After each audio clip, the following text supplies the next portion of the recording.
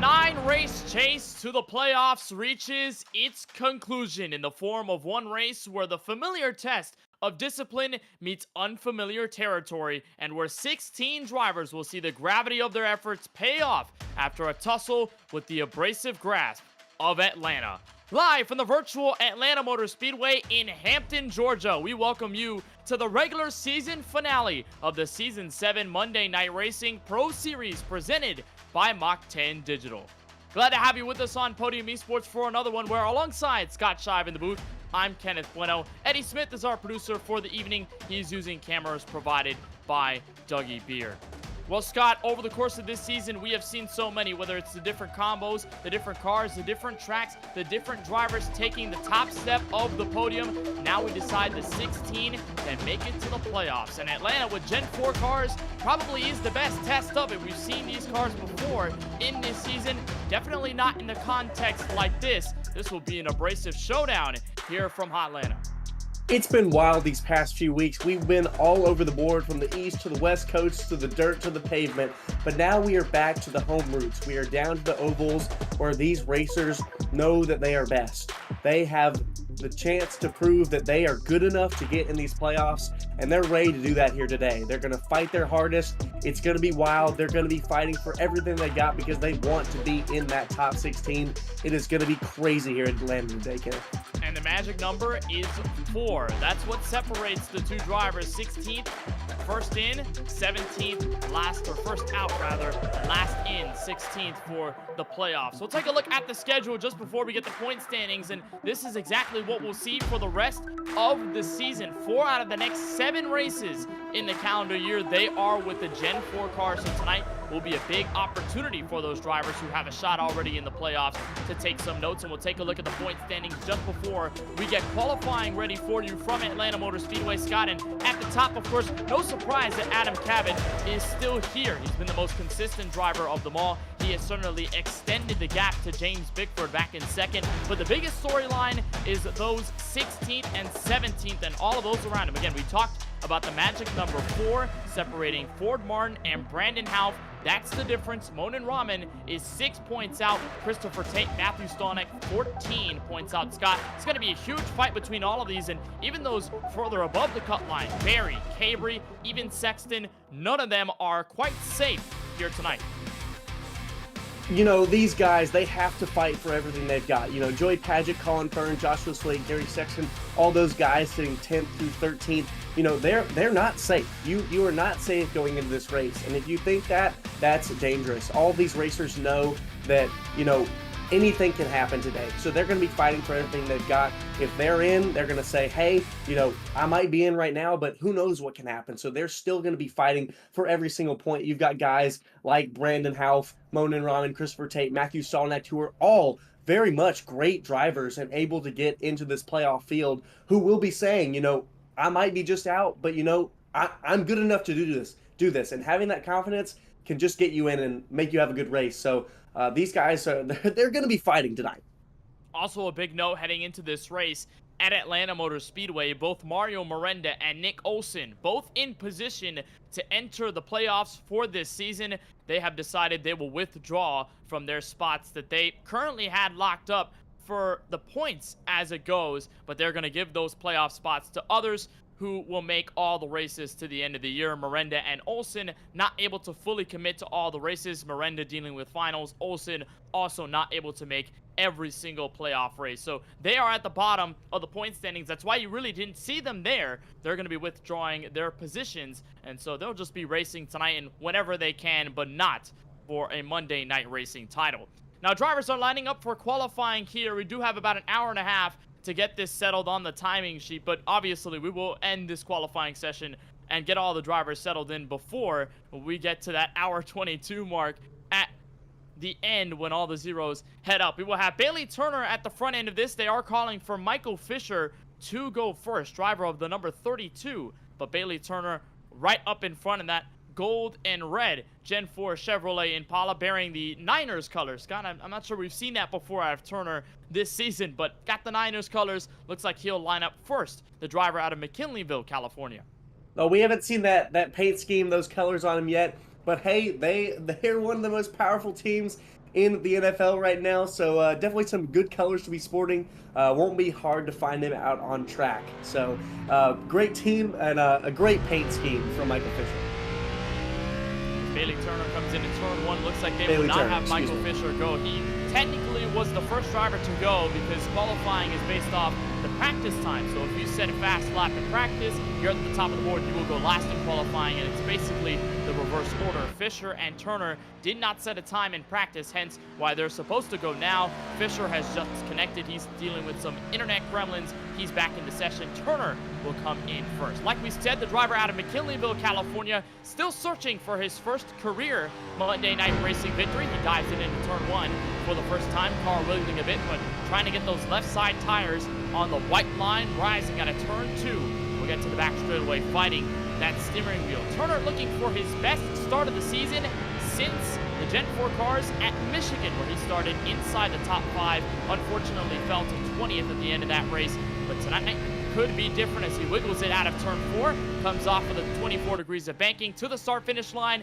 Benchmark time 30.680. Nice lap, Scott, here by Bailey Turner.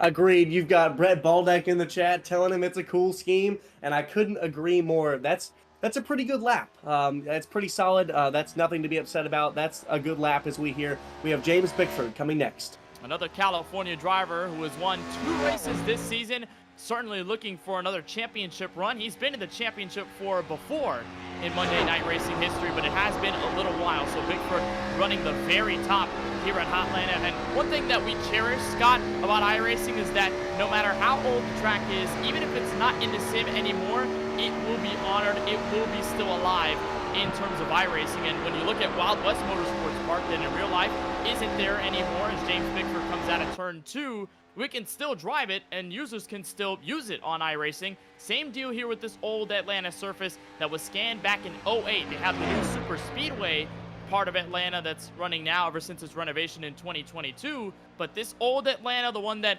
fans dearly love, as well as us in the sim, we get to enjoy as Bickford crosses the line. His time clocks in, same as Bailey Turner, 30.680. So put them first and second on the board with the same time. Only down by 1,000th of a second there. So tight. That's qualifying could be tight today. You know, these drivers, this is a track, you know, you talk about that old service. It's a service that, you know, it's not going to tear your tires up. But, you know, in this qualifying session, it's not going to be too crazy as we see Jordan Buster out here on track. It's, you know, you're not running a crazy line. So these drivers should all be pretty close today. They'll all be running probably around the same line. And you mentioned that surface. We'll definitely get into talking today for the future of these playoffs about the new iRacing update that will be coming tomorrow night with the new resurfacing of the rubber and could open up 2-lane racing for us in the future. So you talk about that surface, that's something that we're going to see to come. This is one of those tracks that might benefit from that new oval refresh phase 1 that's coming out tomorrow on iRacing. As Jordan Buster will come out of turns 3 and 4, repping the 3rd lane on the 2nd seam. And car number 8, driver out of Toronto, Canada, bring it across the line. His lap clocks in 30.679, so really close times out of the 3 that have gone. And Scott, you're perfect on the mark there. 30.679, 1,000th of a second faster than Bailey Turner. Wow. I thought it was going to be close tonight for this qualifying, but I didn't think it was going to be that close. That's as close as you can get, folks. 1,000th of a second as we see Joey Padgett coming out on track here to run his time.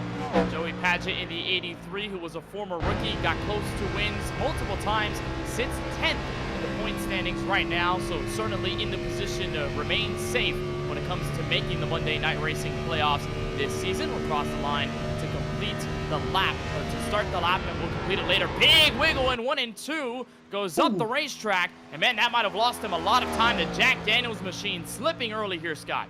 It definitely is. I can definitely say with certainty that this one probably won't be within that 1,000th of a second we've been seeing. He has a little slip into 1. That's okay. He backed off a little, recovered from it, but he got loose out of turn 2 as well. As you can see, that is a very loose race car.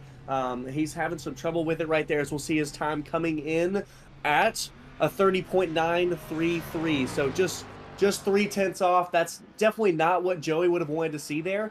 But again, you know, we talk about it, about these racers, about these drivers. You know, they're in this series for a reason. They're good at what they do. So this could put Joey a little bit farther back in the field than he would want. But that's no fault for him. He's going to be fine, as we see Ford Martin coming up next. 29th at the Gen 4 race in Charlotte, and then finished inside the top 10 with the Gen 4s at Michigan. Joey Paget with that 30.932 puts him at the bottom of the 4 drivers that have gone so far. Here is the 07 of Ford Martin, the Mach 10 Digital Chevrolet Impala, crossing the line to start his first and only lap here in Q. And Scott, we mentioned him right on the bubble. 4 points that he has over Brandon Houff in the top 16. So Martin desperately needs a good performance tonight. He goes to the top side in 1 and 2, trying to get the momentum, heading for 3 and 4. He got a little loose in 1 there, just like Paget, but he was able to catch it a bit quicker, so I think it would be a bit faster than him. But yes, most drivers are looking at Ford Martin right now. They know that he is the line right now.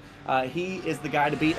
Wow, that wiggle didn't matter at all, as he comes in with a 30.601, our best time out of the 5. So man, imagine if that wiggle. But man, that is a fast time there for Ford Martin. But again, like I said, you know, he's got to have a great day, and that's a great qualifying right there. He's putting in a great effort. I think he'll be happy with that for sure.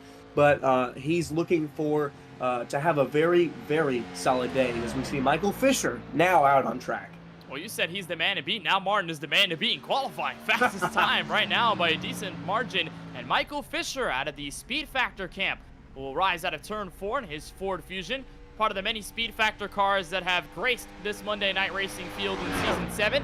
And the 32 will get into turns 1 and 2, skip it high, all the way in the top side of the racetrack. It gets bumpy up there, but if you can make it work, it can be very fast out of the second corner. Nice exit there for Fisher. Holds on to the race car. He'll be entering the bottom here, turns 3 and 4. We'll try to arc it down. We'll actually stay through the middle. So floats a little high, tries to diamond it down low.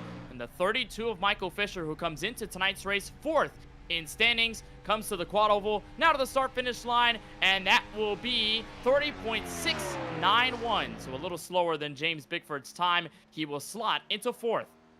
You know, Speed Factor, they've always been quick at Monday Night Racing. They're a great team, fielding a few cars. But Michael Fisher, another great driver. You know, you said he sits in 4th right now, and he's in 4th for a reason, because he is great, as we see now. Nick Olson, who has bowed out of this playoff, now putting in his qualifying time. So sad for him and Miranda, because they, again, are 2 great drivers, definitely deserving of a playoff seat with everything they've done so far this season. But very, very graceful and kind of them to say, you know, hey, I've got things going on in my life that I can't avoid, that, you know, I've got school, and, you know, a lot, as iRacing people have, I've got school, and, you know, someone else can have these seats if I'm unable to miss. So awesome of those guys just to say, take a step back and do that for other guys. But it's definitely difficult for sure, because Nick Olson, Mario Miranda, I mean, 2 different cases, but it definitely means a lot if they can go away with a Monday Night Racing Championship. Miranda,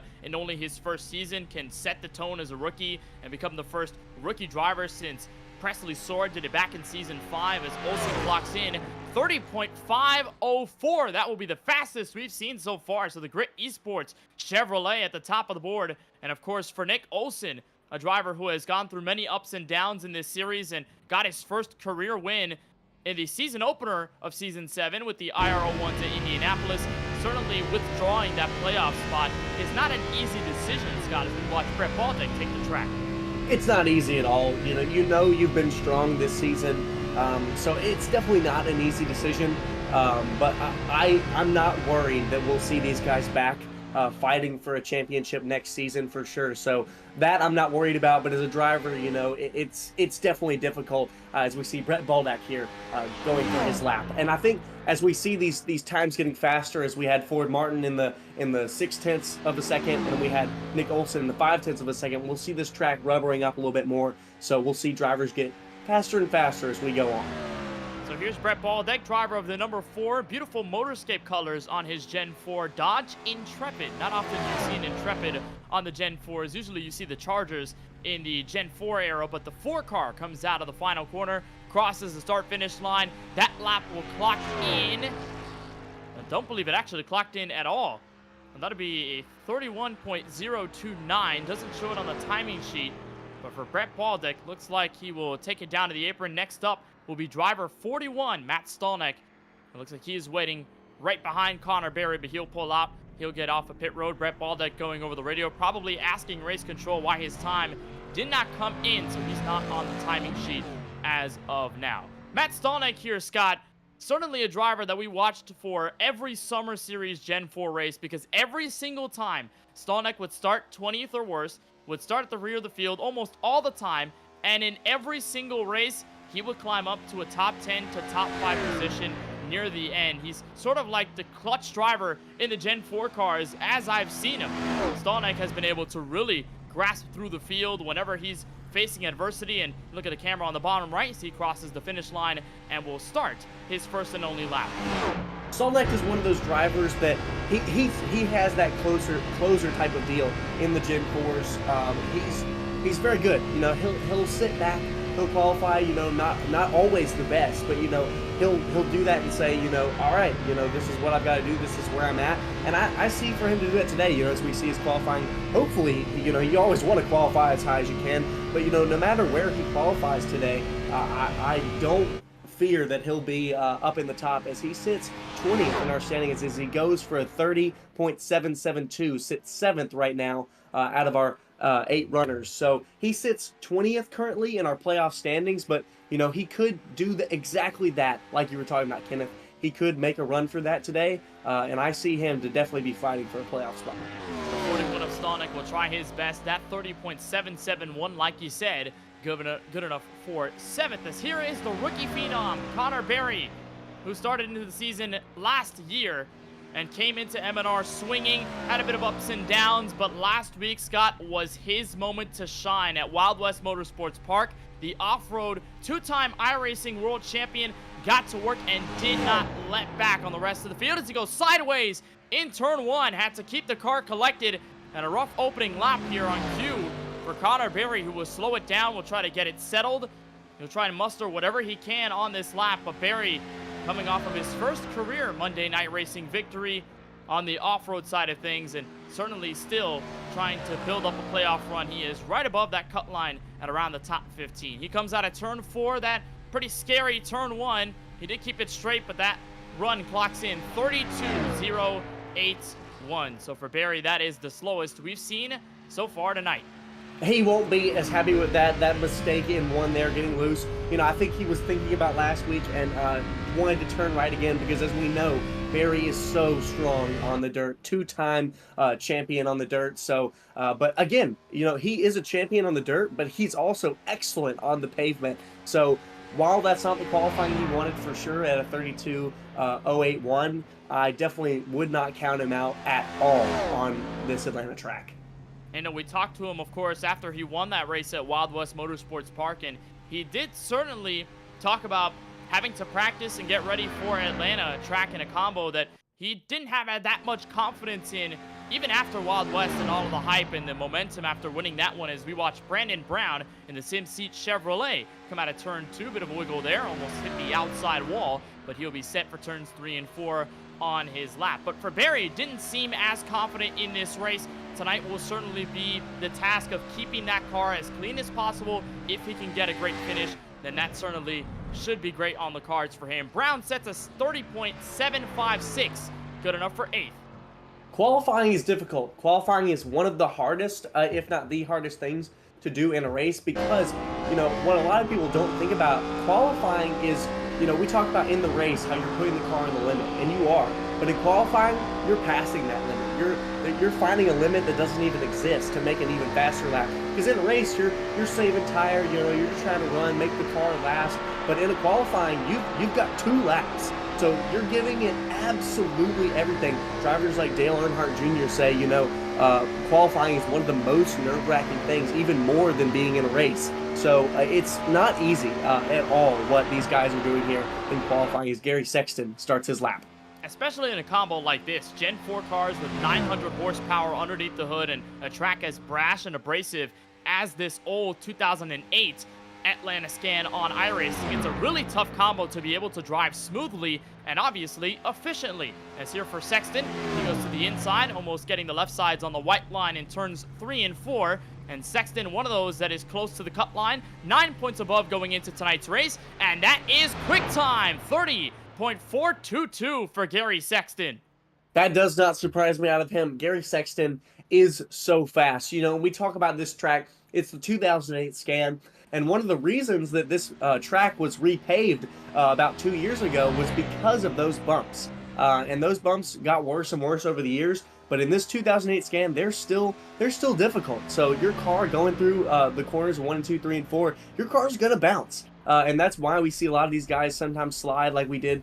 We saw Barry and we saw Joey Paget. You know, that's why. The bumps are not easy to take. It can get your car upset. You might get some wheel hop going in, and you might get loose. So it's a hard thing to combat, as we see Jordan Black going for his lap.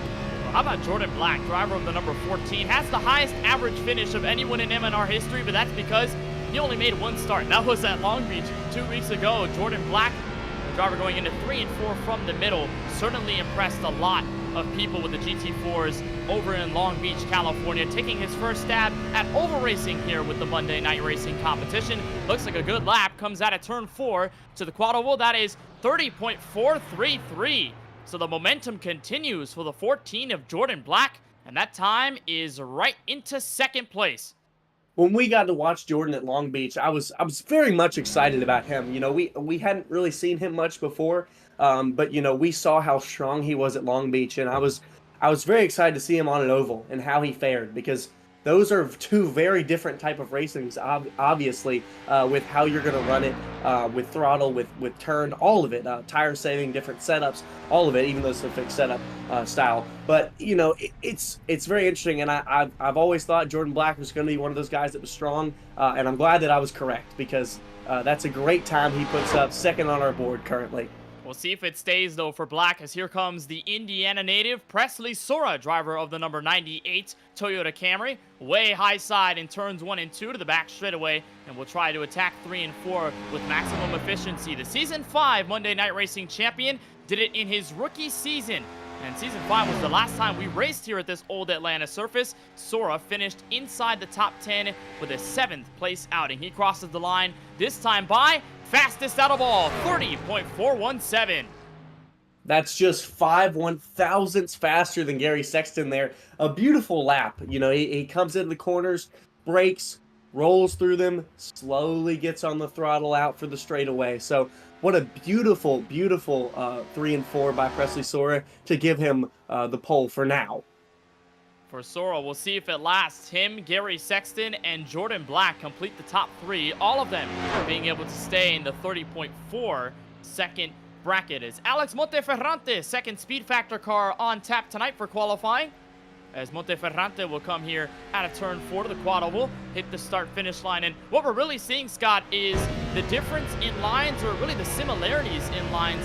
In some cases, we're seeing a lot of guys here, Scott, in qualifying on the opening lap go the way high side in 1 and 2. A lot of that is to build momentum, and then they go to either the very bottom or the middle in turns 3 and 4. For Monteferrante, he's going to stay on that first sort of darkened line seam at the bottom of the racetrack. An interesting line here for the 97. A lot of that might come down to stability. Crosses the quad oval to the start-finish line. That one in 30.551. That's for 5th.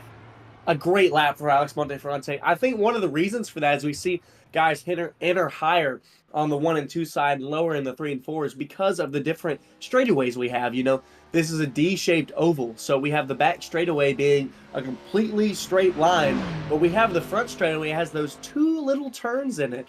So it gives you a better setup off of 3 and 4 to get more speed off the corner and just be faster. So that's mainly one of the biggest reasons we'll be seeing that in the race. You might not see that as much with guys being too wide or tire saving, but for qualifying for sure, that's the biggest reason we're seeing that, as Monin Rahman comes out here to start his lap. Monin Rahman is looking for a good one here as he goes high, like we said, in 1 and 2. He's looking for a good lap here. Oh, as he scrapes the wall! Oh, that might hurt his lap a lot.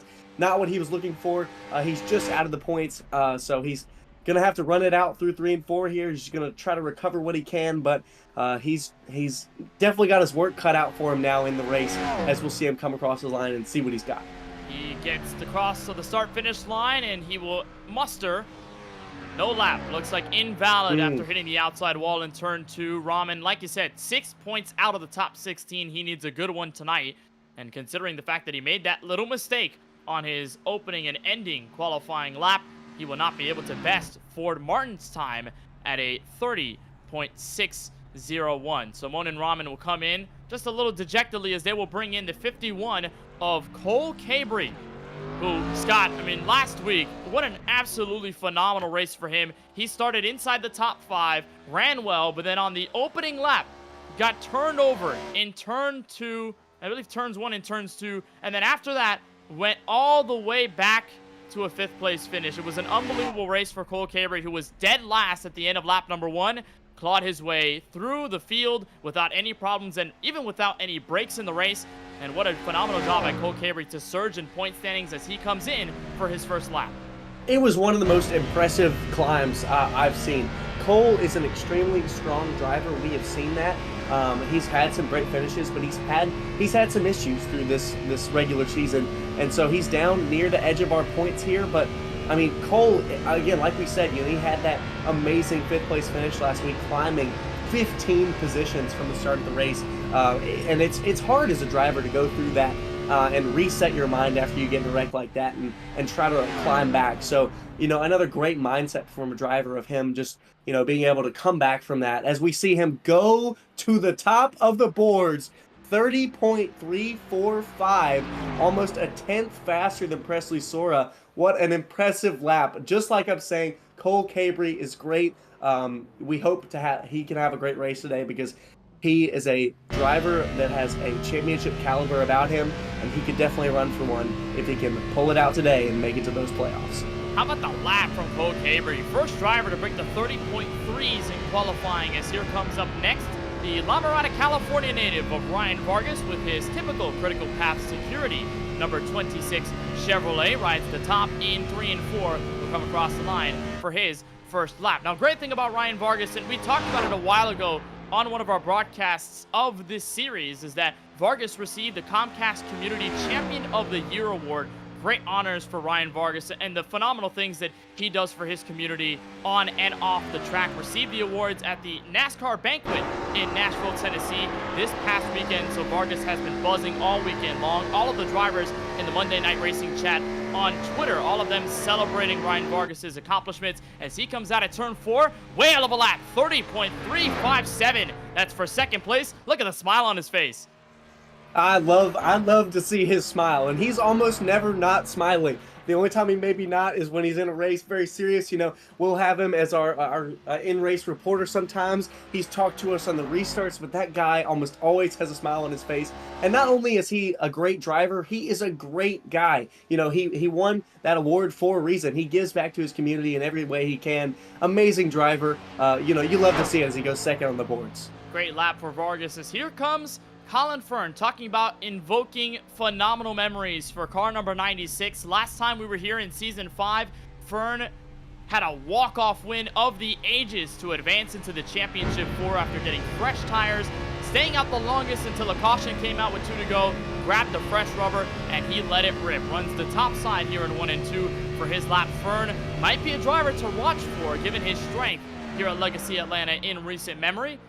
And for Fern, goes down to the white line here in 3 and 4. Won't necessarily get the left sides on it, but the Chevrolet Impala and the team owner of the NASCAR Xfinity Series team, FRS Racing, comes out of the quad oval. That lap in at 30.444. So 30.444 there for Fern gets him to P6. Great lap for car number 96. We'll get to the 39 of Chase Cabry, who wiggles his race car. He's up and away into turn 1. But watching here qualifying, Scott, you're definitely looking at a constant war between balance and speed. You're looking here with these Gen 4 cars that light up the rear tires at a very old surface with a lot of lack of grip here in the old Atlanta Motor Speedway surface. So how do you try to find that balance between speed and getting the fastest time on the board, even over the race, versus trying to hold on to that race car? This track is slick. You're right, Kenneth. They are holding on for dear life on each lap. It is a battle for sure. This track is big on momentum, so you want to have the smoothest corner you can to carry that momentum down the back straight, because if you have a slip up and you recover from that, you are going to be slow down the entire back straightaway. You're going to lose 1/10, 2/10, maybe even 3/10 just because of a tiny wiggle. So you're trying to put it on the line, but for sure that you're going to see him a little sideways, but you're definitely balancing between that as a driver for sure. As we see Chase Cabry, brother of Cole, beat him out in a 30.279 as a little battle of the brothers as our speed factor cars 1 and 2 right now. Those two guys. Amazing lap by Chase Cabry. He balanced amazingly to go provisional pole.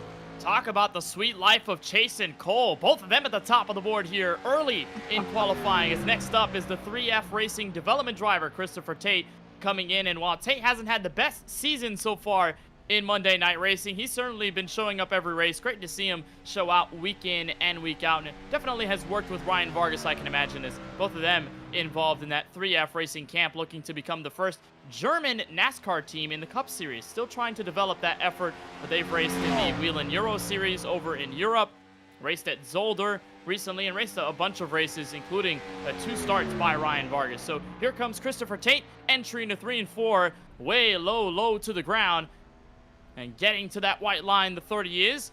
Comes out of turn 4, pretty stable exit here for Tate. Across the start-finish line, we'll see where this lap comes in. Check on the board, 30.344. How about it? Christopher Tate splits up the Cabry brothers and goes to second. We don't see those brothers split up often, but what a strong performance by Tate. Currently sits 19th in our playoff standings, only 14 out. So that is exactly what he wanted to see, starting second as of right now. Hopefully he won't, he hopes to probably start in the top 5, top 10, but a great lap put in by Christopher Tate. That's exactly what he wanted, as we'll see Joshua Slate now out getting ready for his lap. But for Christopher Tate, that's exactly what he wanted. Couldn't really ask for better. You get a great start here at Atlanta. Yeah, even if you get a great start here at Atlanta, that is really good news because it sets you further up the field, obviously, but in a race that will come down to handling your race car and probably getting into clean air, escaping the drivers all around you, Tate will have a nice look at outside row number 1. That's if he can hold on to it, and that's if nobody's able to beat him. Here's the Ashland, Virginia native of Josh Slate, co-founder of Behind the Wall Media, covering NASCAR and all 3 levels of it. Bit of a wiggle there out of 4. Slate crosses the start-finish line. That clocks in this one, 30.558. That'll put him in 11th. Race control will give the green flag to the next Speed Factor car on tap, Scott. And how much have we seen out of these Speed Factor cars this season? It's felt like their long-term partnership has helped them thrive on the racetrack. And I remember talking to Alex Monteferrante about it, and he mentioned just the long-time history that Monteferrante has had with all of the drivers at the Speed Factor camp, including Chase Cabry, and here's Corey Deucer in the 04. These guys are a tight-knit group, and it is demonstrated well on the racetrack. All of them fast, week in and week out. You're right. We see Michael Fisher, Chase Cabry, and Corey Deucer all in our playoff standing, 4th, 5th, and 6th, with Cole not crazy far behind in 14th, but that team is strong. They've been here for a long time, and they show it. They always have great cars. They work well as a team with the brothers, Michael Fisher, and all of them. They work well together, and it shows out here as we see Corey Deucer setting up for his lap. But you're so right. That partnership has brought them just everything they've needed here, always to perform well in Monday Night Racing. Deucer's best start with the Gen 4s this season is 4th place. 30.333 gets him to 2nd place. So right in front of Christopher Tate, still behind Chase Cabry, but a monster lap by Corey Deucer. Make that 4 of the Speed Factor Fusions inside the top 5. Impressive run, but we're not surprised by that. Again, the Speed Factor cars, they work well together. They are fast, so a great lap put down by Corey Deucer. Amazing thing is we'll see Adam Cabot coming, setting up his lap here. Our points leader right now, so we'll see how he can qualify here, but our points leader, he has been strong. 2 wins. He's great right now, as we'll see the beginning of his lap. Well, you remember, Scott, when I mentioned Colin Fern and this race invoking good memories, at least this track? Well, for Adam Cabot, it was the complete opposite. He was the driver that got past in turns 3 and 4 on the last lap because he was on old tires and stayed out in the race lead. Cabot is looking to redeem himself, and while he isn't necessarily concerned about the bracket style format, he's confident that he can get through the playoff system this season. He certainly could be thinking about this race a little more than others just because of the past history here. But Adam Cabot, the Magic Man out of New Jersey, comes out at turn 4. His lap 30.346, so that gets him right behind Cole Cabry, puts him inside the top 5. We don't exactly have a lock-in for this playoff format, but I would say Adam Cabot, you know, we don't like to use the word safe, but if we were going to use it with anyone, we could use it with Adam Cabot. And you know, while he's thinking anything can happen today for sure, he knows where he stands, and he knows that he can go hard today for sure, and take some risks that other drivers can't. So he'll be looking to redeem himself today for sure, as he currently sits 5th. And we'll see Mario Miranda out on track now, hoping to put in a fast one.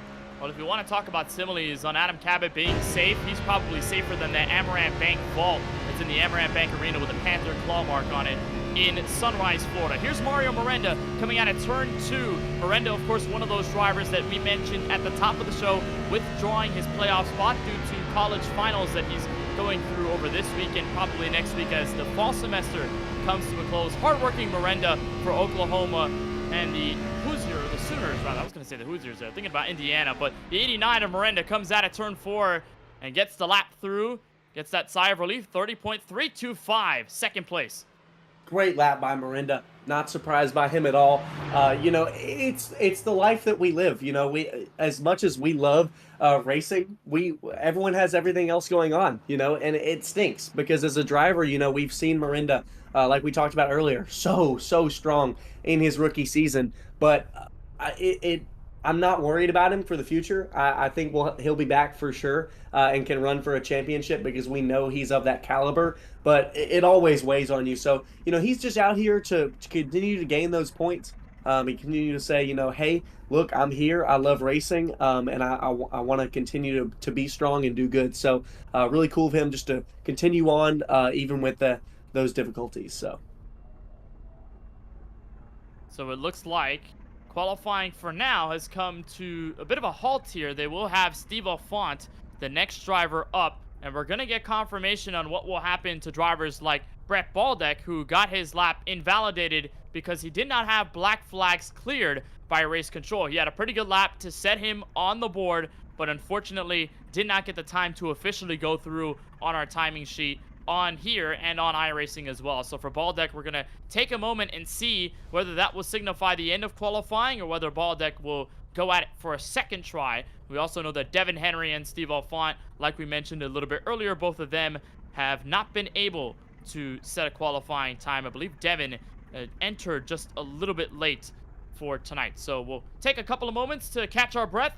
But so far, it is Chase Cabry at the top of the board with a 30.279. And Scott, as we get closer to the end of qualifying, we inch forward to the beginning of tonight's regular season finale from Atlanta Motor Speedway. Is there anything that in particular that you're watching out for when you're looking at the running order?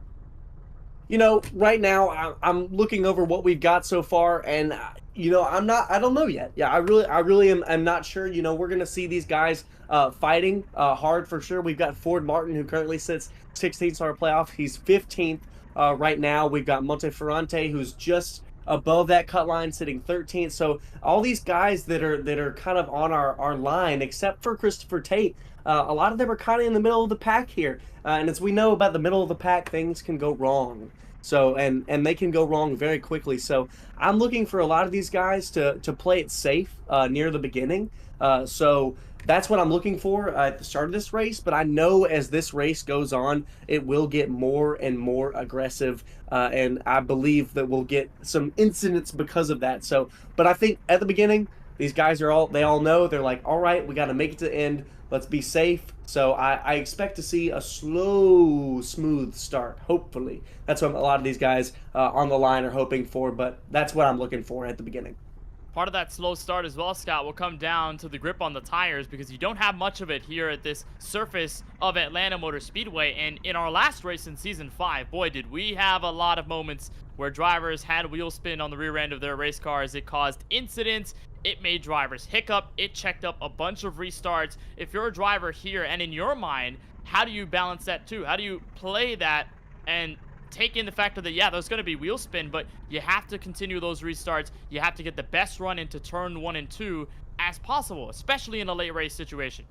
We've only got 4 sets of tires here, which sounds like a lot, but you get a caution, and sometimes you're gonna say, I want new tires, but you've got to think about how many sets you have, what strategy you're gonna play. That wheel spin you talk about, Kenneth, is very difficult. It is extremely easy on a restart to spin those tires, especially when they're not stickers. So a lot of guys, we've seen it in the past, can stack up the field. So I would not be surprised if we see that today once or twice. Who knows how many times?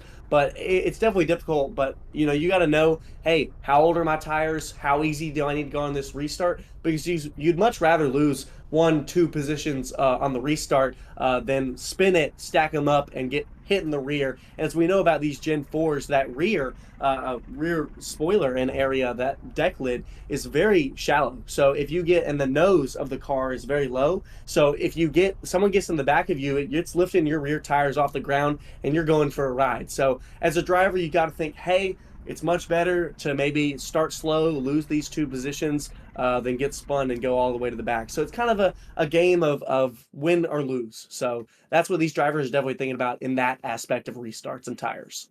Last thing you want to do is wreck your race car before you can even complete at least more than one half of the race, right? And that is the mindset for those drivers who are around the top 16. We'll take a look at our Season 7 point standings as we have a bit of time here in this delay for qualifying, and we'll get a word on whether we have still drivers left to go or whether we're going to just advance to the warm-up session and get this race started from Atlanta. So Adam Cabot, the most consistent driver of the season, at the top with 290 points. He will most likely capture the top spot of the playoffs as we head into our bracket-style playoff format. James Bickford, who has been hot on Cabot's heels, has sort of let off the gas pedal. 259 for Bickford over the 8 races this season. Sora not that far behind, so we could have a nice battle for second and third in the point standings after this race is over. You walk down the order, you see Michael Fisher, Chase Cavery, Corey Deucers, the trio of speed factor Fords that have made statements this season. Ryan Vargas in 7th, Bailey Turner, Alex Monteferrante, and Joey Padgett round out the top 10 in standings. Great runs for them,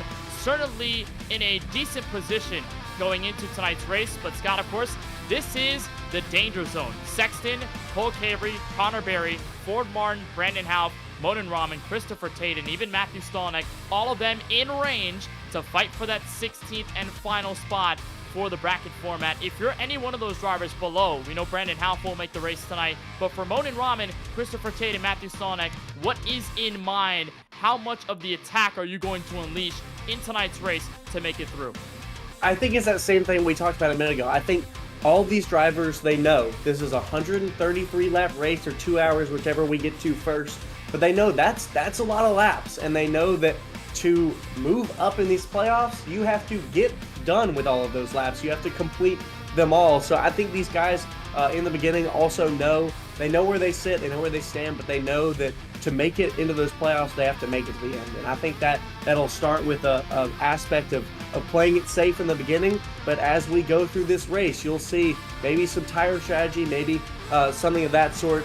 These guys will play to try to get higher up in the runnings to get more points. So I think it'll be a gradient as we go through this race. We'll see Monin Rahman, Christopher Tate, Matthew Stolnick, those guys start slow and then get more and more aggressive because they know they want to make it. So they'll get more aggressive in the end for sure. That's definitely what I'll be looking at.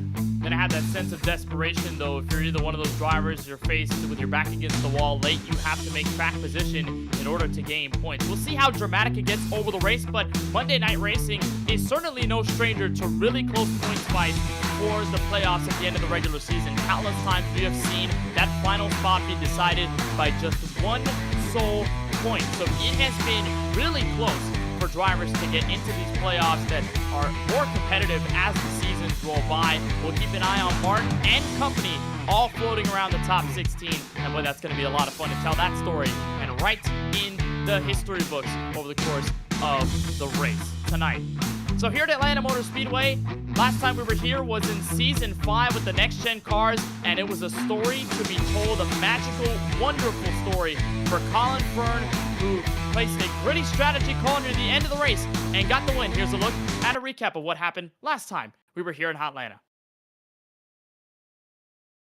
Fern can block and hold Adam Cabot off on the last lap. Fern may have a shot to win this race. We're coming to the white flag. Caution is it's Garrett Smithley. Turn 2. Remember, Fern has a set of tires that he can put on the race car. He's not too far out of this yet. He's going to lose spots. It depends on how many people pit with him. The problem is, not a lot of people have sets. Green flag in the air. 2 laps left to settle it. Cabot is up the racetrack, and Colin Fern, unbelievable! Colin Fern is going to win and lock his ticket to the championship 4.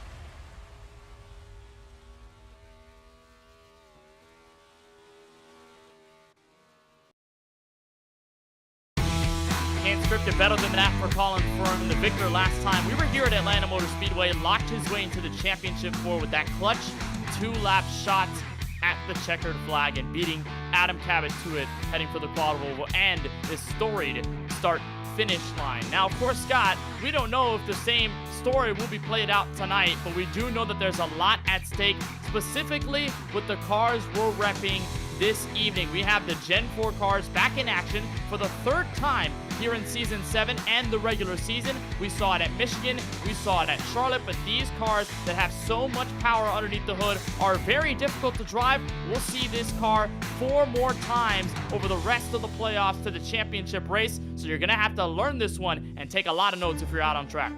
This one is a staple in Monday Night Racing. We use the Gen 4s so much. I love this car. It's very difficult to drive, like you said. It's 725 brake horsepower, naturally aspirated pushrod V8. It's got 4-gear H-pattern, rear-wheel drive. It's just under 3,500 pounds. It's a difficult car. It's very loose. That's how I describe it. If you're a driver, you know, those rear tires always want to go.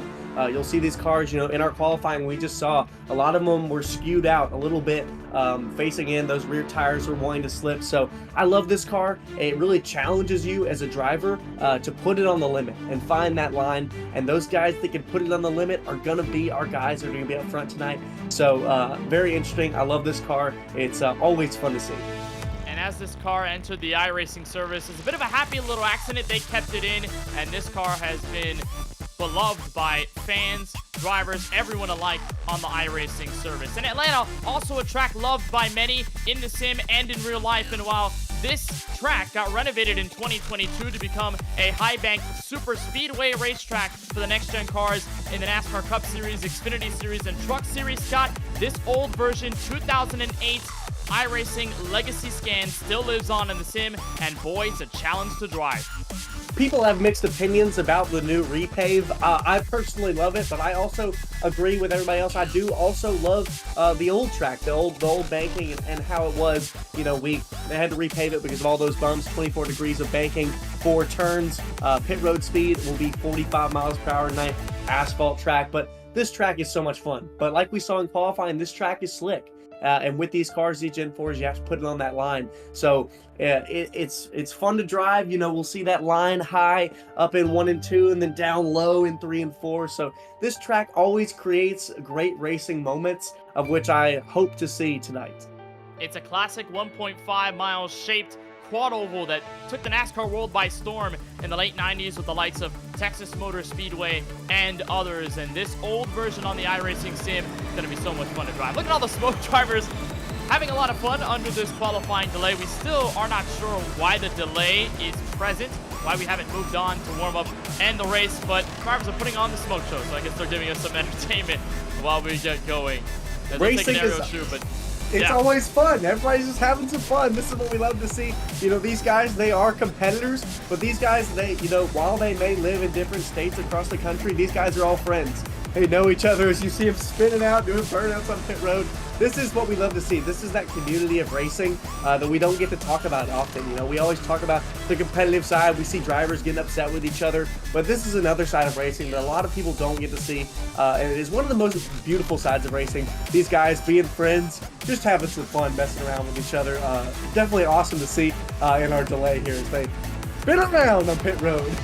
Maybe practicing their celebrations if they go out and win this race in all. So, I mean, yeah, put on a smoke show. The drivers are still having a lot of fun. Cole Cabre next up to burn out. Still waiting to feel this one through. Looks like Race Control and Michael Hall has finally advanced due to Ford's confirmation. We are able to move on. So warm up here, 5 minutes. We'll get a little bit of time before we settle down for the green flag of tonight's regular season finale here from Atlanta Motor Speedway. This is only the third race in all time for Monday Night Racing history that we race here at Legacy Atlanta.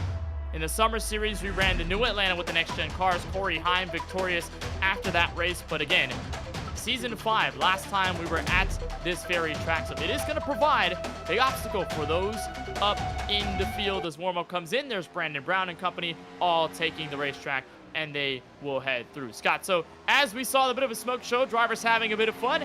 Now they get to hunker down. What's the mentality here going into this race? Are you feeling a bit of anticipation, or are you feeling a bit of more confidence knowing that you've ran this car multiple times in the season and you've got a pretty decent feel for it going into the finale of the regular season? Yeah, you're definitely confident knowing you know how to drive this car, but you know, with that confidence, there's always risk factor there. You know, like I said, these cars are so loose, and you'll see guys tonight. We'll see running the high lines. You see someone get into the wall there. I believe that was the 12. But you'll see this car is hard to drive. So no matter how good you are on it, no matter how much you've practiced with it, there's always a mistake that can be made. So again, I think these guys are starting off playing it safe.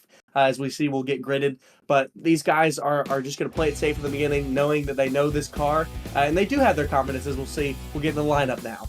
We'll head trackside. We'll give you the starting grid of tonight's Mach 10 Digital regular season finale from the virtual Atlanta Motor Speedway. It's Chase Cabre in the 39 with the fastest time on the board, 30.279. And it's the Sooner, Mario Miranda, with a 30.325, joins Cabre on the outside of row number 1 to the green flag. Corey Deucer in the 04 puts a time good enough for top 3 position, and Christopher Tate, who is right outside of the top 16 in points. He'll look to make a miracle run tonight, starting outside row 2 in position number 4. Cole Cabre is the 3rd Speed Factor Fusion inside the top 5 in qualifying. Adam Cabot, the points leader, joins him in row number 3. That is position number 6. Ryan Vargas starts tonight from 7th. Presley Sora, the Indiana driver, on his outside, rolling off from position number 8. In the final row inside the top 10 starts with Gary Sexton in the 3. Jordan Black making his 2nd ever Monday Night Racing start inside the top 10. Then we'll see Colin Fern, our last winner here, in 11th, and Nick Olson in 12th. In 13th, we'll have Alex Monteferrante, and 14th, the 01 of Joshua Slate. In 15th, Ford Martin, our man who sits on the cut line, and in 16th, Matt Stallnecht. In 17th, we'll have the 8 of Jordan Buster, and in 18th, the 5 of Bailey Turner. And then in 19th, James Bickford, our 2-time winner and current 2nd position sitter in our playoff field. And to round out the top 20, the 32 Speed Factor car, Michael Fisher. The West Virginia native Brandon Brown starts tonight 21st. Joey Padgett alongside in 22nd position. Connor Berry, the winner from last week at Wild West, will roll off from 23rd. He's the last to put in a qualifying time. Brandon Houff ultimately joins this race, so he will start 24th, looking to put his bid into the 16 drivers for the playoffs this season. Monin Rahman and Brett Baldeck bring in row number 13. Then Devin Henry and Steve Alfont will be 27th and 28th to bring us the closing of this 28th car field from Atlanta. So the pace car drifts to the left, and the entrance of pit road, it's the 39 of Cabre, the 89 of Miranda. Let's go regular season finale racing from Atlanta. Green flag in the air. Tate is spun around. Cars involved on the opening lap before we can get to turn 1, and the caution is out. And we talked about wheel spin Scott Shive. There it is, Christopher Tate spun around before turn 1. Oh, I believe Miranda missed a gear there and stacked up the line just like we were talking about. Tate could not react, and I believe whoever was behind Tate right into the back of him, as we'll see a replay here. Oh, Miranda just gets loose. Oh, that's so upsetting for Tate, but oh, that's upsetting. But you know, as terrible for Tate as that is, this is lap 1, so there's time to recover for Tate. But that's exactly what we talked about, what we were worried about for some of the drivers here fighting for that playoff.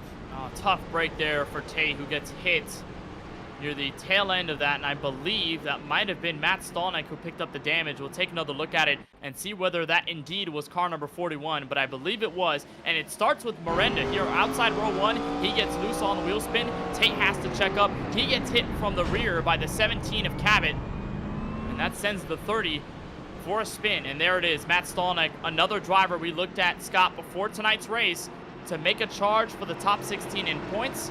Both him and Tate, early damage from Atlanta. That is the last thing you want to have happen here. Absolutely. It's very, very frustrating as a driver. You know, there's really nothing Christopher Tate could have done about that. You know, he was just kind of right there. Miranda spun the tires, like you said, stacked up the field, and then I believe it was Vargas that they got in the rear. But you know, nothing they could do just to stack up on the restart. Just very frustrating for those two drivers of Christopher Tate and Matthew Stolnick. But again, you know, this is lap 1. As they're going to go to the back of the field, I don't believe there was too much damage for either of them. Just a little nose damage, which will affect their aero, but again, I don't believe that's going to put them too far down. So there's room to recover here, but as a driver, that's difficult. But now they have to reset and say, all right, I'm where I'm at, and let's go from here. Oh, man, that's a blunder there. You can imagine for the drivers, they're like, hey, we didn't even get one lap in. There's a caution now. We have to reset our strategy just a little bit on the start. As here's our entire driver wall. There's everybody on camera. Right to left at the top row, Vargas, then Sexton, and then Stolnick. Then in the middle row, that is Brandon Brown, then Presley Sora, James Bickford. Then on the bottom row, those two, Mario Miranda and Devin Henry. On behalf of Race Control, Michael Hall gives the fault of this lap 1 incident to the 89 of Miranda, who will drop down to 3rd. Is not getting an end-of-line penalty for now, but we could expect any change here within the next couple of minutes. How about the anticipation, Scott? Regular season finale, back at it with the Gen 4 cars, and I guess the jitteriness is still there for most of the guys in the field. Definitely, it's difficult sometimes. You know, even on fresh tires, you can spin it. It's less common to see, but we just saw it right there as Miranda spun the tires. So some guys were really wanting to start out slow, but now we're in it. Now we're moving.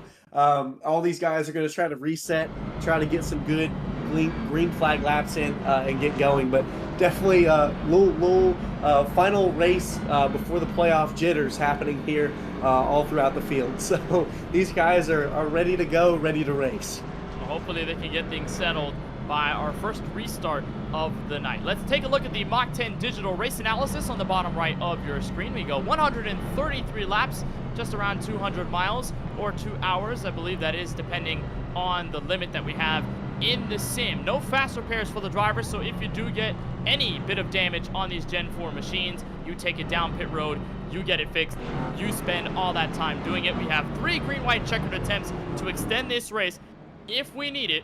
It came down to the wire last time we were here, so certainly open to go back to green-white checkered territory. Tonight we have 4 sets of tires on pit road, and according to Ford Martin and everybody from Race Control, 75% fuel on these Gen 4 machines. So it looks like we will get the 1 to green signal. Scott? There we go. And the good news about that, you know, there are no fast repairs, but the good news for Matthew Stolnick and Christopher Tate is this is a long track. It's 1.5 miles, so you know you can go in for those repairs from the wreck they were just in, or guys in the future. You might go down a lap for those repairs, getting that nose fixed, but again, we're so early in this race that you can definitely find a way to get your lap back, get the lucky dog, and get back in this race. So as much as you love fast repairs, there is good news. We're early, and it's a long track. You saw a lot of drivers there right behind the iRacing official pace car having to wave around. We don't necessarily have anybody fully a lap down or more. All of them on the lead lap, but it looks like they picked up the pace car at a specific time. So let everybody through. Now the leaders are up front, and instead of Mario Miranda on the outside of row number 1, we will have Corey Deucer, teammate of Chase Cavery. Both of the Speed Factor Fusions will command us back to the green flag here on lap number 6 of 133. Pace car is down. Let's see if we get a clean start this time through from Atlanta. Cabri and Deucer back to the green flag. We're going to go through all sweet as they roll into turn 1. We'll see Ryan Vargas here just do a little loop. As we'll see some guys dive to the bottom, roll that bottom, which we haven't seen yet in 1 and 2. And a lot of guys on the outside. Miranda goes to the outside of Corey Deucer there. He'll slow up, slow Adam Cabot down as Vargas makes a charge on the inside. We'll see these different lines run. These guys are going to experiment throughout the race, see what's fastest as we see Chase Cabri leading Cole Cabri in our line here. We're going to see guys experimenting today at the beginning of this race and see what's best for them. Talked about Scott taking it slow. Looks like that is the approach for everybody after the restart, and made the case worse by that incident we had on lap number 1 before turn 1. Everybody just figured if we take it slow, then we'll be fine. Let's be a little more careful this time through. Miranda, though, not taking any prisoners. He's going to slot into third, try and chase down Cole Cabri, who has found himself into second. Corey Deucer is playing it safe on the very bottom of the racetrack. He stacks up Ryan Vargas. That's a battle for P6 going on. And how about Adam Cabot darting on the outside? Help from Presley Sora. They'll get to the outside of the 51 and the 39, looking for a 2-for-1 opportunity. Adam Cabot in a charge for the lead. He leads our playoffs, and he wants to lead this race early on, and he will have it, and Presley Sora will follow with him. We're seeing that top line is very, very fast. I would imagine, though, it's probably also eating tires, so you probably want to determine between those two lines as we'll see a battle for our lead here. Presley Sora wants it from Adam Cabot, but we'll see that line, as of now, that outside line is fastest. As we'll see Adam Cabot dive low. Presley Sora trying to get the outside of him. Cabot will cut up as we see Presley Sora getting that long run. Will go to the inside of Cabot. Down in 3 for the lead. Here comes Sora on the inside of the 17. You can figure that these two are putting on a ploy to save tires, but be in clean air. Sora wants the top spot. He won't get it out of turn 4. 17 car will hold on to it. Back to the stripe. Great race by the Cabot machine and the Sora machine as they have put on a gap to Mario Miranda, who has found his way into third. Sora again goes up at the top of the 24 degrees of banking. Bit of a wiggle this time by. Not as big of a run on the back straightaway. Him and Cabot will settle single file back to turns 3 and 4 for the completion of lap number 10. Look at the distance, Scott, that they have put on everybody third on back. Is this really a play call just to stay up front, get some of that clean air, or is it just being aggressive at the beginning of this race and telling the others, hey, you're going a little too slow, you're taking a little bit of a worse approach to this, let's run up front, let's still be fast while also saving the rubber? These are two very experienced driver in Cabot and Sora. They know what works best as they'll continue to battle for the lead here, but they're a second ahead of Mario Miranda and Ryan Vargas. They know they've been driving these cars for a long time, and they know that, hey, maybe I can just go a little bit faster than these guys, get some clean air, like you said, have that track position. Caution comes out, they've got that track position as they want. So these drivers know, they started around 5th and 6th, and they said, I'm near the front, why not go get the lead real quick? Won't use me up too much, and I can just go hold that.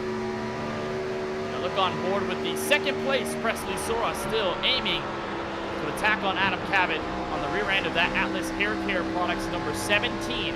So far they command the charge here at the front of the field. Mario Miranda back in third, Ryan Vargas and Chase Cabri 4th and 5th. Now, about a lap and a half ago, we saw Brandon Howe from the 9 car get into the outside wall, exiting turn 2, fell as far back as 23rd, but he has since rebounded to 19th place. There's a look at the Casey Kane style McDonald's number 9 machine, but with the Grit Esports logos on that Dodge Charger. And for Howe, this is going to be a big night. We talked about the fact that he is 4 points shy of making it into the top 16 in the Monday Night Racing playoffs. It has been a bounce-back season in some way after starting second place in the opening race to his teammate with the IR1s at Indianapolis, and it's been somewhat of a roller coaster from there. He did not make qualifying. He had to start near the very end of this field, but Howe up to 19th in a big fight with Monin Rahman and Joey Padgett.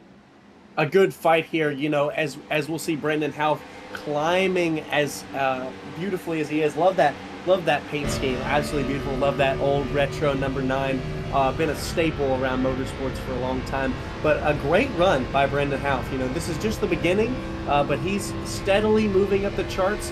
He wants to be in those playoffs, and he knows it. So he's just trying to slowly move up, not abuse those tires too much, but he's steadily moving forward, as we'll see the 83 of Joey Padgett go right under him.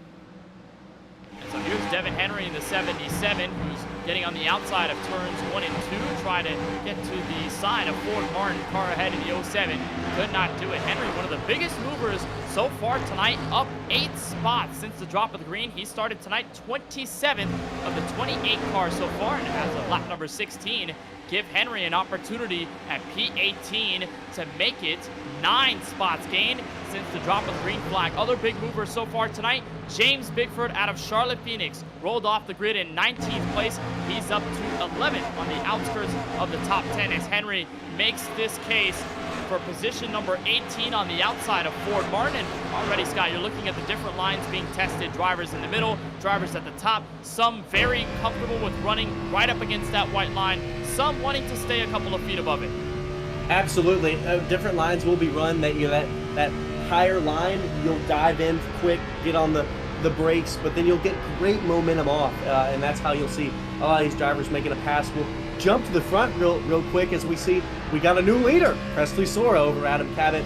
Cabot's trying to fight back there, but Presley Sora currently holds the lead. Well, I love the different lines. You know, we talk about that iRacing update that we're getting tomorrow, of a different update for the rubber and how rubber lays down this track. Will hopefully open up multi-groove racing for more tracks, and you'll be even more confident in that second groove on different style of tracks. But luckily tonight, we're seeing 2-groove racing. No matter how it is on the tires, these guys are going bottom, middle, top. They're all over the boards. It's great to see. And that was Presley Sora using the outside lane. So talk about multi-groove racing. Sora using the top and a bit of the middle at the exit of turn 4 on lap number 15 to take the lead over Adam Cabot. Both of them now 1 and 2, but they have let Mario Miranda and Ryan Vargas, Scott, close in. Remember that huge gap they made up to everybody at the beginning of this race on the restart? Well, now it's starting to chip away. The 89 and the 26 are here to play. They are not going to be third and fourth fiddle. They're going to hang around here for as long as they can, and probably laughing at the bank to Presley Sora and Adam Cabot, saying, you guys wasted your tires so early on in this race. This is easy money for me. On board with Cabot. We'll see Cabot here as he's trying to come back, as he's under Presley Sora down here on the bottom, trying to make that pass. I don't think they're using up too much of their stuff. I think they're slowing up a little for sure. You know, they used it a little bit more to get that lead, but now they're slowing down a little bit, making sure that, you know, they can make it far on these tires. So maybe playing a few games with the guys behind them in Miranda, Vargas, Chase, and Cole. But they're just trying to fight for the lead. The 17 was looking at that spot over Sora, could not get it, and now it reels in the 89 of Miranda. So the Tulsa, Oklahoma native bringing his name into the conversation. Ryan Vargas is going to follow him there. Looks like Miranda and Vargas were just playing take care with their tires like they were Drake in 2011, and Miranda going to run the middle, now diving for the bottom rather. Going to go underneath and try to get a big run here on car number 17. They are all accordioned together. First through fourth on the quad, well, they have put a substantial gap back to fifth place Chase Cabry, who will have a shot from the rear by the 14 of Jordan Black, vying for position number 5. They go side by side. The 17 underneath Sora can't quite get it. Miranda has a big opportunity at getting under or over Adam Cabot in 3 and 4. Almost a 4-second lead back to Chase and Jordan Black, as we've got a caution out there. We'll see what it's for in just a moment. Those 4 were tightly packed as we... Oh, Michael Fisher. Oh, no. One of those speed factor cars running well in this race. He's now 18th around there. He was just in 20th, as we'll see what happened to him. Fighting a battle here. We'll see what happens. Brandon Houff and Brandon Brown. Pair of Brandons right behind him as Fisher just looks like he slid up in 1 and 2. and slowed down the race car. As he did, Half had a monstrous run out of the corner and did not ignore it. Dug right into the bottom end of the back bumper in these Gen 4 cars and sent him spinning. Here's a look from Half. This is the lap before crossing the start-finish line. And then up to 1 and 2. Scott, you mentioned it about these Gen 4 cars. Similar to the Arca Menards cars, on iRacing, the front bumper and the rear bumper don't align, so as you hit somebody right about here, you lift the tires off the ground, and that's a spin. And as you're Michael Fisher there, as we'll see all of our leaders come into the pits here. As a driver, you're very frustrated by that. You know, we're 23 laps into this race. You would think, Michael Fisher, you would think as a driver that Brandon Houff is going to give you a bit of room there. But I guess for Brandon Houff, he was just so close. That run was too strong. If he'd have pumped the brakes, he would have fallen back. So you're definitely frustrated as Michael Fisher. Probably wanted Brandon Houff to slow up a little bit there. It's early in this race, but we won't see that. As we'll see Presley Sora retain the lead off of pit road. Morinda into second, Cabot third. 14.2 second stop by the 89 of Miranda gets him to second place. Cabot to third, Vargas fourth, and Chase Cabre getting the shot to redeem himself here on the next restart, slotting in position number 5. Opening 24 down here from Atlanta Motor Speedway. We'll take a break, but we will be right back with more coverage of the Mach 10 Digital regular season finale here on Podium Esports.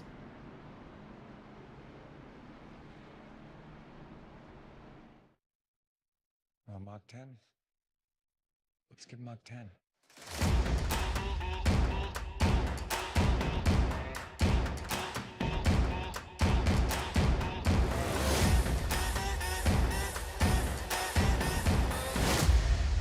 You're cleared for takeoff.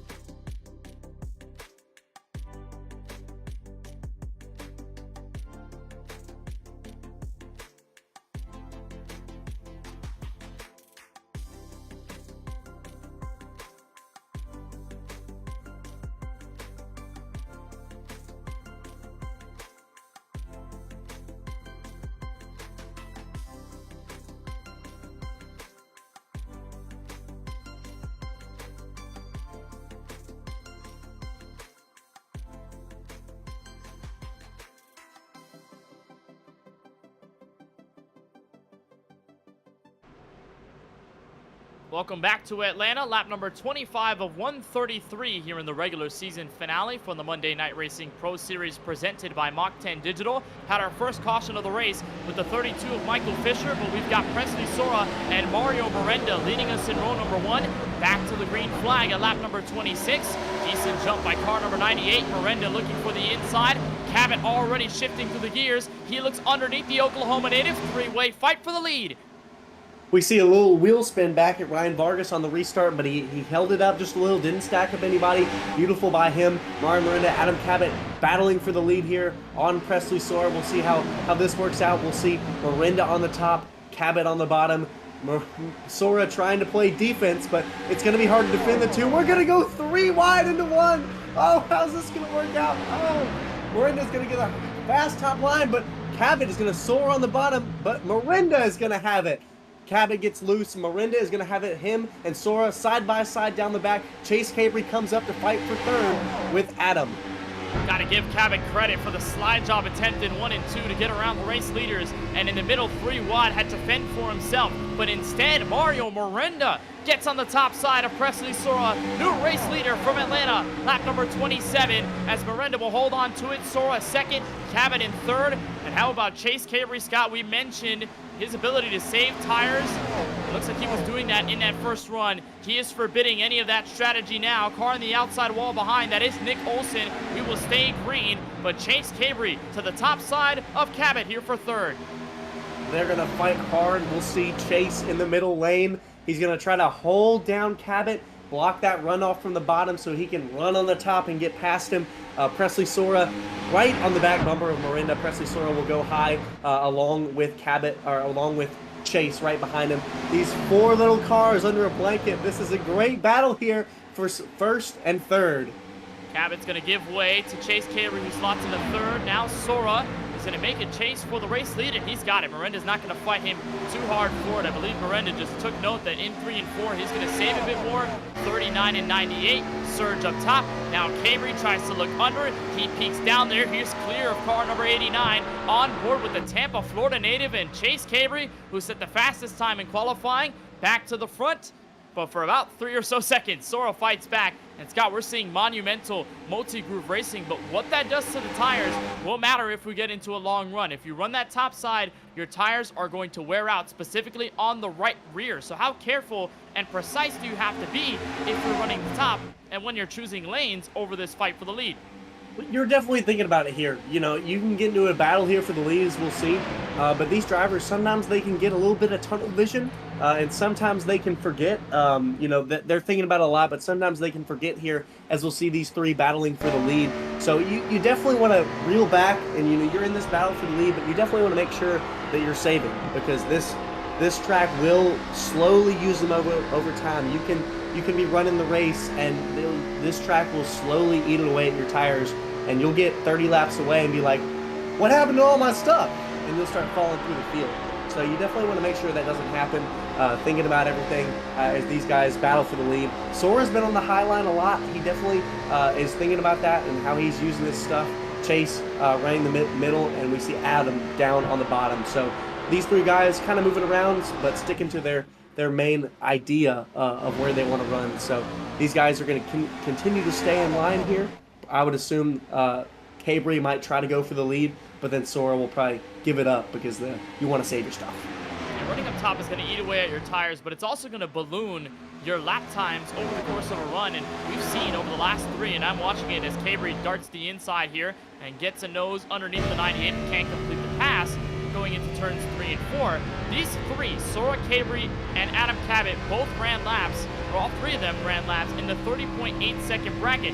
Now 2 laps have passed, make it 3. They're in the 31.1s, 30.5, 30.7, 30.6, but we should see that grow over the course of this race as we get a long green flag run in, as Sora will remain up top on the 39 of Cabry. They are still door-to-door for the lead. This is good news, by the way, Scott. If you're Cabot, Miranda, and Vargas, and even a bit Cole Cabry in the 51, you'd love to see them go side by side. It means that they lose time over the run, and you can focus on your own race and beat them later. You're side by side, you know, someone's running the bottom, someone's running the top. And the reason that slows guys down is because, say you're running the top, you're going to go in on the top, but sometimes you want to run a little bit lower, so you can't quite get that runoff. But if you're on the bottom, you're going to be next to this guy, and you're going to dive low, but when you slide up, you're not going to be able to go all the way to the wall. You're going to go to this car, and that's going to slow your exit down off of, you know, 2 or 4, and that's going to slow you down, and it's going to use that air resistance to drag the other guy back with you, as we'll use what we call a lot of times is the side draft. We'll see a lot in real racing. It can work in iRacing for sure, so you'll see guys using it sometimes, but that pulls all the guys behind you right to your bumper. As we see, Adam Cabot has now entered the mix. Just look at this. 3 cars running the top at Atlanta. Just looks magical. There's Matt Stolnick, damaged car on the right front from the lap 1 incident before they can get to turn 1. He might be the first car a lap down or more. In fact, he already is a lap down, so he will go 2 laps down. He'll be the first batch of lap traffic for anyone in this field tonight, as Cabot gets a big run out of turn 4. Will use it to his advantage and gonna get around the 39 of Chase Cabry, who lets him have it into turns 1 and 2. All 3 of them running the very outside lane. Cabot with a look down low on the 98. He will have it, and car 39 not that far behind either. Great racing here tonight from Atlanta at lap 37. Like you said, very frustrating for Stolnick. We'll see he's got some damage on that right front, and that's definitely messing with his aero. We don't talk about it a lot, but this is a half-a-mile track. There's a lot of air resistance coming at you, and these cars are made to kind of scoop that air out of the way in a very, very specific design. So when you get in an accident like Stolnick did, running into the back of Christopher Taze, you see the leaders will rocket by him, and that's what we're talking about. Those cars have not been damaged. Stallnecht has, and you see how much speed he is losing as the leaders go by him. So very frustrating as he sits 20th in our playoff standing. But as a driver, even though things like that happen, you can never give up because you never know. We could have a restart and 20 cars could get taken out, and Stallnecht could be in 10th. Who knows? So as a driver, you have to reset and say, you never know what's going to happen. I'm going to race to the finish because it is never over until it's over. But if you're anyone here beneath the top 16 or even around that margin, you're looking at this fight for the lead and you're saying, well, I guess this really doesn't matter. Sure, it's taking a win away from you if possible, but you look at where Adam Cabot is on standings, points leader with 290 over the season. Presley Sora, who is third in points with 256, and Chase Cabry, who is fifth in points going into this race at a total of 238. These three drivers are basically all but locked into the Monday Night Racing playoffs this season, so it could give these three the incentive to race as hard and as quickly as possible. As Cabry gets a big run out of 2, chases the outside here on Sora, he'll grab away second as Cabot takes the race lead. But since all three of these guys won't have to worry about points racing tonight, won't have to worry about being relegated out of the top 16 or finding themselves in a predicament where they will be near that cut line and could be taken out of playoff contention, they can run as aggressively as their hearts are content. You know, they can run at the top, they can run in the middle, they can run the bottom, they can run 3, 4 wide for all they care. They're going to have fun, and that's the point of tonight.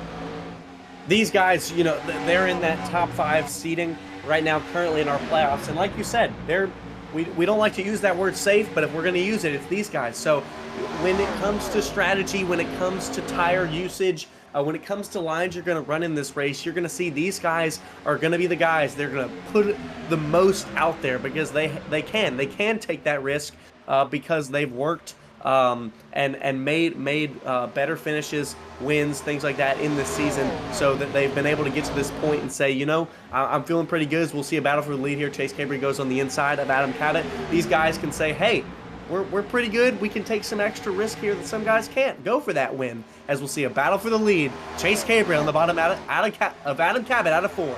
He's going to get there to the bottom. Now the question is, can he complete the pass? Oftentimes, we've seen the driver go to the inside, but the driver up top usually has the upper hand by the exit of the corner.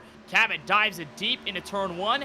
Cabry's going to back off through the center of the corner. He's going to get the run, though, as Cabot wears out the right front, almost got a bit of the outside wall, so car number 39 stays on the inside. The Speed Factor Ford Fusion putting on a great race so far from Atlanta. He's going to force the 17 up to the middle of the racetrack.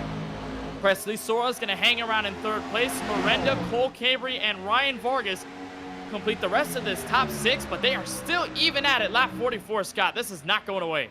No, it's not going away, and you have these battles all throughout the field. We've got Brandon Houff just moved into the top 10. Remember, Brandon, like we said, didn't get to qualify. He's right on that cut line behind Ford Martin, so he's looking for a great day. He's going for 9th on Jordan Buster right now. We saw Connor Berry didn't have the most wonderful of qualifying. He's up 12 positions in 11th position. Nick Olson right on his bumper, but great battles all throughout the field here as we see guys trying to recover. We saw, who was it? Who was it? It's Christopher Tate. He is gaining back ground. He's moving up in the field. You know, these guys, there's stuff always going on in the field as we see Connor Berry and Brandon Houff trying to battle. Forgot who I was talking about there. We saw the 2 great esports cars around each other. Nick Olson dropping back to 13th, and Brandon Houff entering the top 10 for the first time tonight. You saw it on the graphic there in the lower third. Started 24th in this race, up 14 since the drop of the green flag. This is the run that Brandon Houff needs out of all races that he can accomplish here in Monday Night Racing history, because to get into the playoffs would mean large things for car number 9, especially because he came in without putting in a qualifying time, wasn't even here really for practice throughout most of tonight after the session launched at 7 p.m. Eastern. So for Houff to walk in like this and to perform as well as he is a great driver with the Gen 4 cars here in this series. Monumental stuff for Houff, and great news for him too, because Ford Martin trapped back in 21st. Christopher Tate spun on lap 1, now is 24th. Matt Stallnecht is 3 laps down in dead last, 28th. So as long as Houff can keep this momentum through, he can get above that cut line and find himself a spot into the Monday Night Racing playoffs. But this 5-car battle also not dissipating, much like the fight for the lead, as Chase Cabry has fallen back to third. To give you an update, all of these drivers using very different lanes shows you the mid-pack racing we're seeing tonight. It is competitive all across the board. We love to see it. We'll see back here. Nick Olson just got past Bailey Turner, trying to go for Brandon Houff. Brandon Houff still going for 9th against Jordan Buster. He'll dive to the bottom. They'll be side by side off of 2. We'll see how this goes. Jordan Buster will get the wall just a little bit. He would have had the run, but that'll give Brandon Houff 9th. That was a beautiful run by him. Jordan just in the wall there just a little bit. Beautiful fights all throughout the field, just like we're talking about. That's going to slow up Jordan Buster, and he's going to lose another position to Nick Olson there. That was scary for the 0-2 of Connor Berry. He got loose at a turn 2 and chased it down the racetrack. Was about 3 wide or so, and for just a couple of seconds with Bailey Turner and company, it is getting scary for these 5, and I can imagine the top 3 at the front do not want to see a crash develop for mid-pack racing. As the 8 of Jordan Buster goes on the outside, Nick Olson will tally in a 10th place run for now. He joins his Grit Esports teammate into the back half of the top 10. So great racing for all of these drivers, and let's watch position number 5, because that is under threat here. Ryan Vargas holding on to it, Corey Deucer, and Cole Cabry making the challenge right behind him. Those speed factor cars, like we talked about, always fast, but Ryan Vargas is also fast. He gets a little wiggle out of 2, trying to hold that 5th position. Corey Deucer will line back up in behind him. Now he's going to try to get some fresh air on the nose, right below his car, just right there on his bumper. Oh my gosh, he's almost touching him. Corey Deucer really wants this 5th position, and they're battling hard. He's just going to get right under him here. Going into 1, he's going to dive low and try to get that position, get low, so Vargas won't have the run off the top. He's not going to get it as much as he wants. He's going to maybe try the slide job. Yes, he's going to slide up. Hold that. Oh, he's going to slide him up. Oh, Deucer into the wall. Into the wall. He's going to lose another position because of that.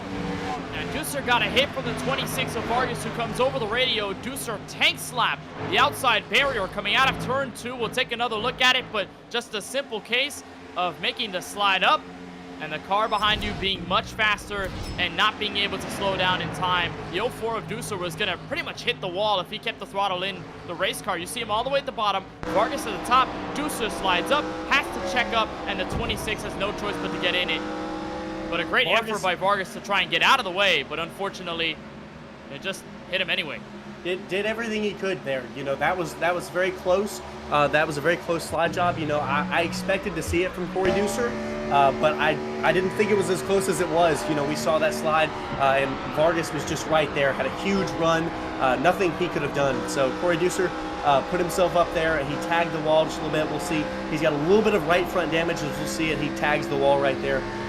Very frustrating, but he's going to have a tiny bit of damage, but I really don't think it's going to affect him too much. He fell to 7th, so he only lost 1 position, so nothing too big, as the 14 of Jordan Black is going to try to pass him on the top here, but he's definitely going to be frustrated, but nothing too terrible, as we'll see. Well, it looks like he's going to head down pit road, so will Cabry and Cole Cabry. So the 3 speed factor Ford Fusions are going to cross the pit road now, about 29 laps into their stint. We mentioned the 75% fuel that are on these Gen 4 cars for tonight's race here from Atlanta Motor Speedway, and so it looks like the feeding zoo is open. Car number 39, we're bringing the 04 and the 51 in for pit road. James Bickford also has come in. Colin Fern pitted around 3 laps ago. So the first batch of green flag stops kicking off here at lap number 54. This is where we'll see that strategy play come in. You've got teams working together saying, hey, this is when we're going to do this. As we'll see, our 3 leaders are still out on track, but all these guys behind are playing all their different strategies, trying to say, hey, you know, we pit, you know, this will probably bring most people in. You know, you're going to pit, you have the first people come, like we saw from those guys in the speed factor cars. You know, they're going to come in, and that's most likely going to pull most of everybody else in, because these guys that get fresh tires are going to be a second and a half, maybe even 2 seconds faster than the guys that are out on old tires. So you may, if you want to do a long run, you can run a little bit long, but as a driver, you'll see the 54 here on fresh tires just going right around these guys in the lead. So you don't want to stay out there for too long on those old tires. You'll start losing time to the guys behind you. Made a great point. It's going to be a fight for tires for certain. They're going to want the freshest rubber possible. As there's Connor Berry, the California native, coming into pit road. We've got our leaders in as well. Miranda's going to stay out, but Adam Cabot and Presley Sora are going to hop on the brakes. They will head to pit road. So will Ryan Vargas, Brandon Houth, make that Gary Sexton right behind, and Sexton goes for a slide, had to lock it up, avoided the inside pit wall. He's going to lose a lot of time on that mistake, hopping on the brakes for pit road, and this is going to be a very often mistake we'll see over the course of the playoffs, Scott, because we're going to run majority Gen 4 races at 1.5-mile tracks, and even a 2-miler in Auto Club. All of them all have a common thread, and that's the difficulty of getting down pit road. Shows you how tough it is on old tires with a lack of grip to get a good run in, as Sora and Cabot will make the run for it. Coming out of pit lane, Miranda is in. You're running into 3 going, around 160 miles per hour. You're coming into 3, and you start slowing up about the middle of 3, and you have to slow and dive down low, try to get down to that 45 mile per hour pit road speed limit, and it's very difficult. It's easy to lock them up. It's easy to spin around. So it's a very difficult entry, and you're right. We'll see it throughout the playoffs. So I wouldn't be surprised if in these guys' weeks, if they were practicing pit road entry and things of that nature, because like we saw in Gary Sexton, you don't want to see that spin because he's probably lost 9, 10, 11 seconds now. And sadly for him, there wasn't a caution because it wasn't a dangerous situation with any of the cars, so he was down low. So he won't see a caution, which means he'll lose a ton of time there. But nothing he can't recover from. Gonna have to prepare for those pit road entries, because look at what we have next. Homestead of Miami, tough place to get on a pit road under green. Next gen's at Talladega when you're in a big pack, going around 190, 195 miles an hour. You have to hit the binders to get the pit road. That's gonna be a challenge. Richmond will be probably a more stable race. We'll probably see some cautions that'll help the drivers come in under yellow and under decent pace at around 60 miles an hour. But then for a lot of the other races, you're having to deal with potential green flag pit stop threats if you make that mistake hopping on the brakes. Chase Cabry, the race leader, he will cycle through. Monin Rahman has come in to complete the cycle, and he is around 3.9 seconds ahead of his teammate Corey Deucer. Cole Carey, who pitted along with the 2, he will slot into 3rd. So how about that, Scott? The Speed Factor Ford Fusions making a statement through strategy. And all in the top 3. They pitted the earliest, which means everybody else was out while they were gaining those few laps. We saw it was about a 4-lap cycle between when the first guys, the Speed Factors, pitted and the last guy, Monin Rahman. So, those 4 laps with every guy pitting, these Speed Factor cars were gaining lap time on all those guys while they were in the pits, while they were running slower lap times. So, when you're the first to come in, you're usually going to get a jump on most of the other guys because you're going to have fresher tires for just a little bit longer. What you're going to be looking for is these guys like Monin Rahman, other guys that pitted near the back. You're going to be seeing for them to have a little bit more freshness near the end if they can save right and regain that deficit that they had with that playing of strategy. And they're already sort of clustering up like some sardines here for 3rd and 2nd now and 4th. So it looks like Corey Deucer is going to be under fire from Cole Carey. Easy pass on the inside. And Sora there with the 3-lap fresher tires is going to make it look easy on both of them. Look at that, Scott. It just shows you just how much of a disparity there is when you have fresh tires by even just a couple of laps over your competition. This surface does not care who you are. It will beat you up. It will beat the car up as much as it can, and those tires are going to be screaming at the end of a run. You're looking at 8-lap old tires versus 5-lap old tires, now 6, and look at the difference. It is huge. You're going to lose about a 10th a lap here, maybe even a little bit more. So, it looks like Presley Sora is just driving past these guys, and he is. It's because he pitted just a little bit later than some of these guys, so his tires are just a little bit fresher. That's like what we talked about with those guys that pitted a little bit later in this early group. They're going to have a bit fresher tires, so now on this run, they can use that extra speed to roll right on through. Now he's about 4 seconds back to our leader, Chase Cabry, and he's closing about 2/10 a lap on him. So we'll see how long that closing will happen.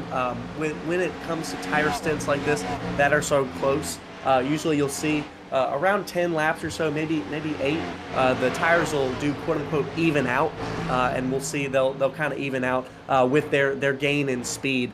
When it comes to stints that are longer and farther apart, then you'll see a more steady holding of gain or fall. So with Presley Sora being so close to Chase Cabry, Adam Cabot, Cole Cabry, Corey Deucer, all those guys that pitted, while he can throw past them like that over time, he will even out with them. For Cabry, last lap 31.734. How fast is Sora? In comparison, 31.301. 4/10 of a second of a difference between first and second place. Adam Cabot has found his way to third. He put in a faster lap than Sora last time by. Should expect these two to come somewhat as a package deal if they're going to catch up to Cabry over this long run. At lap number 66, as there is Matt Stolnick, unfortunately going 3 laps down in 28, has not been able to recover. Onboard look with the Adam Cabot machine, driver out of Glen Gardner, New Jersey, and the Season 4 Monday Night Racing champion. Already has 2 wins to his credit this season. First came with the Next Gens at Daytona. That fell under strategy. Then the race with the trucks at Bristol Motor Speedway. No strategy involved. A lot of cautions in that one. Tonight it's down to strategy. Cabot looking to re-strengthen and get back to work here as he chases for his second ever Monday Night Racing championship. Looking back at 5th, 6th, 7th, 8th, we're seeing guys like Mario Miranda and Ryan Vargas go right around these cars that pitted just a little bit early, and then these guys of Cole Cabry, Corey Deucer, and them. Corey Deucer has fallen back to 7th, but these guys on just like we talked about, it's a game of tires. That's what it's going to be. And these guys that pitted just a little bit earlier in those speed factors, they're falling just a little bit farther back, maybe even farther back than they would have wanted to. You can imagine if this race stays green, how differently are they going to play their strategy? As a group, they all came in together. They had that team strategy filled out to the brink.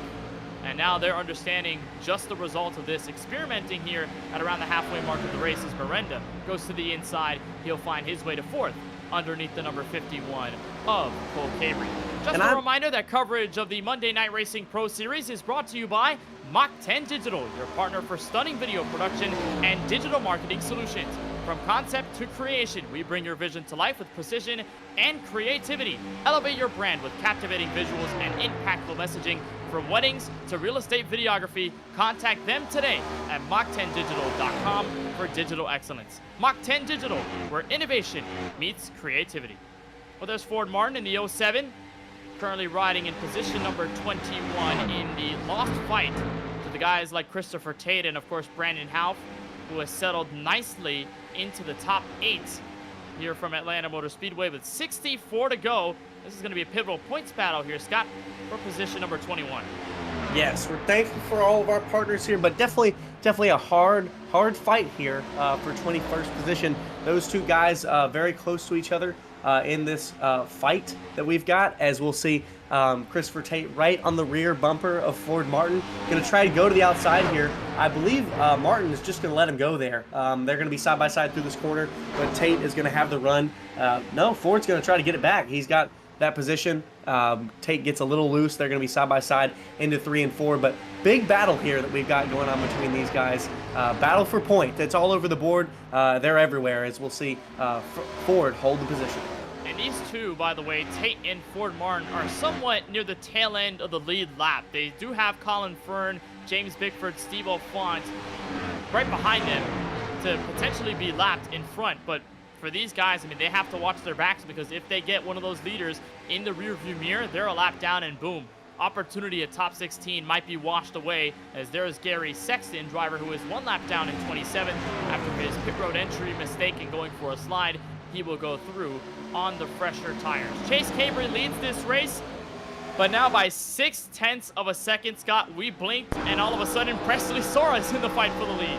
And we went back to 4th, 5th, 7th, then 13th, 14th, and now we're about to have a battle for the lead. Sora is he's only got 3-lap fresher tires, and I'll continue to be amazed by it. You know, I'm not surprised at all, but I'll continue to be amazed. That lead gap went from 4 seconds to now under half a second. It shows you just how valuable they are, and how, as we get, you know, we're a little more than halfway through this race, as we've got 60 to go now. It's going to show you near the end of this race, as we see Steve Alfont just tap the wall as he goes a lap down.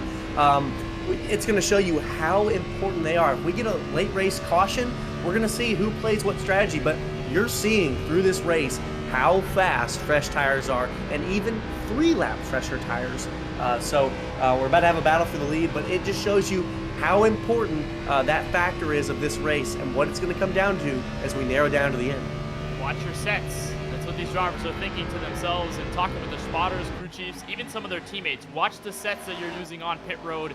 Utilize them to your advantage. Don't fall into the detriment. Looks like for Cabri, he's lying in the bed that he's made. Presley Sora is catching up quickly, under 0.3 of a second now to the race leader. Adam Cabot not far behind either, about half a second shy of that second place spot with the 98 of Sora. So Chase Cabri at this moment, Scott, is there any way you can play defense on car number 98, or at this moment, are you just controlling your destiny and settling into what fate gives you? I think since we're about 20 or so laps average around this stint, I think that, you know, we've seen Presley Sora obviously continuing to gain on him, but that gain has slowed just a little bit. He's now only 1/10 faster than him, which that's a large amount of fastness as speed. But you'll see, we've seen it slow down. So I think Chase could play a teeny bit of defense. But if I was the driver, I wouldn't recommend too much defense, because, you know, you could see Presley Sora accidentally get in the back of you, like we saw earlier with some guys spinning out Ryan Vargas and Corey Deucer. So you want to try, as we'll see, Presley Sora going to the bottom here, but he'll most likely just let it go, because there's nothing much you can do on a guy that's faster than you on fresher tires. So here comes Sora to the inside for the lead. He's got it on Chase Cabri. He's going to slide up, though, so car number 39 will have a chance at the crossover. He does it Kyrie Irving style. Move to the inside, and here's Adam Cabot out of a cannon being able to take over third. And now we'll look on the outside of Sora for position number 2. Once again, the trio at the front putting on some fantastic racing here with 57 laps to go at Atlanta. Sora tries to hold on to the inside. Momentum to the top. Adam Cabot looking for P2. this could actually really help out Chase here. Those two being side by side is definitely going to slow them down, so it could give Chase just a little bit more speed, and could be the defense. This could be exactly what he needed. I don't know if he could have held off Sora on his own, but if they stay side by side, which now they're not lined up, but if they could get back battling there for the second position, it could let Chase give him a bit of a gap, as we'll see Adam Cabot going to the bottom here, but we'll see Chase Cabri have the run off the top. So he's hoping they're going to get side by side again, but they pitted around the same time. So battle for the lead here. And think about the strategy, too, already for the race leader, Cabri. 25 laps in his stint. Cabot and Sora, 22. A lot of drivers are reaching 20 or over on their stint with these general tires as Cabot goes down to the inside for the race lead on the 39 with 55 laps to go. Strategy's coming, Scott. Already off for the first batch of green flag pit stops. You're already thinking about the second. If you're Chase Cabri, are you using this as sort of a calling card to come in, or are you going to fight to your dearest in order to stay with it as the 17 got loose in the quad oval and the 39 fights back up top? I think he's going to do what he can, but the more they stay side by side like they are, as we'll see Cabot take the lead from Chase, the more they stay side by side, the more we'll see the crossover happen. Chase backed it up into one to get the lane around, get the speed off of two, as we'll see him retain the lead. Presley Sora, Adam Cabot fighting for second. I think we'll see that they'll think about tires now. I think Chase has seen in those guys in the speed factor cars that, you know, if you pit around 3 laps later, if you get a good green flag run like this, that you can come up and get very close to that lead. Taking the lead is a bit harder, even when you're on fresher tires, but you can see that you can climb back through the field pretty fast. So if we were to, I would say we're going to get tires pitting coming in the next 10, maybe 15 laps, probably 10. But if we were to get a green flag run to the end, you can see that those who pit just a little bit later will probably have the bigger advantage. So they're definitely thinking about that. But then you also got to think, now what if we don't have green flag runs? What if we get some rash cautions? Who knows? That's all in the name of the game. Can't predict anything that happens, specifically here at Atlanta Motor Speedway, where we've seen chaos reign before as the 17 slide jobs the 39. Cabri back to the bottom. He's got help from Sora. Three-way fight for the lead continues into turn 3. Spotlight on these drivers all night long, but they might add a fourth to the list. Mario Miranda, who's been running the middle and 3 and 4s of late and just consistently getting his race intact. He is creeping up towards the leaders. Now the question is, does he change his approach? Does he stay the same? How does he attack once he gets to traffic? It's very difficult. You've got a three-way blockade right in front of you. You know, as these guys fight side by side, they slow each other down like we've been talking about all night. That brings Mario Miranda up to them. But the minute that Mario Miranda gets in that fight, it slows him down too. So what you want to do in this position, if you're Miranda, you're holding back here. You're about a tenth or so, or 2/10 right behind these guys. What you want to do is use your momentum. You want to try to hope that, you know, two of them. Oh, the leaders get into it. The 98 hits the 39. Miranda gets into Sora in the 98 into turn 1. It'll slow both of them down with 50 laps to go. Drama finally rises. The 39 and the 98 getting damaged in a turn 1 with 50 to go. Well, that's definitely not how Miranda thought he was going to get by those two cars, but oh my gosh, these guys were so close. I can't believe they didn't wreck earlier, but they've been so consistent tonight that I didn't think this was going to happen. Oh my goodness. Sora just gets a little loose, dives low, comes back up and gets right into Chase. Got at the racetrack. There's another look at it. Peeked underneath for 3 wide. And here's a look on board with Miranda, who had nowhere to go and just slammed the rear end of the 98 as he went right up into the outside wall. Cabri was able to save it. Now the 39 enters pit road. Miranda does the same. Presley Sora is going to stay out with a pretty damaged number 98 machine. Adam Cabot, the race leader, is coming in. Ryan Vargas would take control of the lead. What a dramatic sequence of events that might change the entire complexion of this race, Scott. Absolutely. These guys pitting now. They'll come in, they'll get their new fresh tires, try to fix with what they've got. But those guys getting tires is going to bring everybody in. So whatever strategy everybody had, if they had a lap number that they were going to pit, that's all out the window. Now they're thinking, when am I going to pit compared to the rest of these guys? Because that's what we were just talking about these guys coming through the field, having a few lap fresher tires. That's what they're thinking about now. If they had a number of what lap they were going to pit on, it's gone. Guys are going to start pitting. You're going to see guys coming in. But that is so frustrating there for Chase. He was battling hard. Presley, he just misjudged it. He just misjudged that one, and just very frustrating for the two of them. Again, you know, they're going to be okay because they're so high in our field, as we'll see Chase unlap himself right there. But very frustrating because they could have won this race. Now they're not out of it. I mean, we've got 40 or so to go, but definitely frustrating as a driver as we see Ryan Vargas coming out of pit lane. Vargas comes out. Brandon Howe follows in car number 9, so they will rejoin the field in turn 2. Chase Cabri and Adam Cabot are getting around them as they have unlapped themselves, and they're still going to be running 9th and 10th, still in a possibility to cycle out in a great position. Here's a look on board with Howe, who we talked about, desperately needs the 4 points or more to put his name into the conversation for the Monday Night Racing playoffs in Season 7. Meanwhile, Cabot goes to the outside of Chase Cabri. Will try and make this attempted pass. Mario Miranda in the way, 3 wide into turn 1. Really close between these three. Meanwhile, they're all cycling out from everybody who needs to pit ahead of them. And what a run as Presley Sora comes in, and these three will take advantage of what might be the run for a net race lead. Well, we talked about how that was an issue for these guys and how that just happened with Chase, but there he is, right back in it. He's used that speed, just gotten back, and this will be our fight for the lead right here. So very frustrating incident there with him and Presley, but you know, it goes to show you're never out until the end. So beautiful little fight back right there. Choosing to pit early was definitely the best play call. So definitely not out. Right back in the fight with Adam Cabot. And Sora with the damage, he spent these laps just trying to hold on to his Toyota Camry, but he figures that fresher tires will assist him later in this race. Look at the damage there on the 98. Not going to take the time to repair it. It'll take him too long. Might get lapped as we are 90 laps into this race with 44 to go.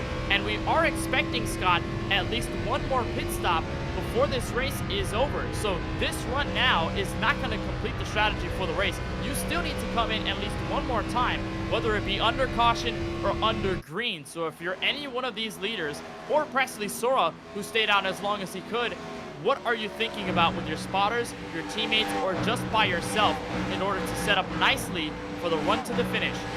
I'm thinking about splitting it in half, for sure. You know, we've got 40 to go. I'm thinking about coming in around lap 110, around that area. But again, you never know. We could have a caution, and that's going to change all of this up. But let's say we stay green. I'm thinking about splitting it in half. You know, I'm going to have the freshest for 20 laps and 20 laps. That's usually the strategy you're going to play here. You know, we could have some guys that might try to stay out. And if we stay green and most people are pitting around lap 110 and someone tries to stay out, well, I wouldn't bode it too well for them. So, you know, you can see some bold. I could see some 2-tire calls maybe.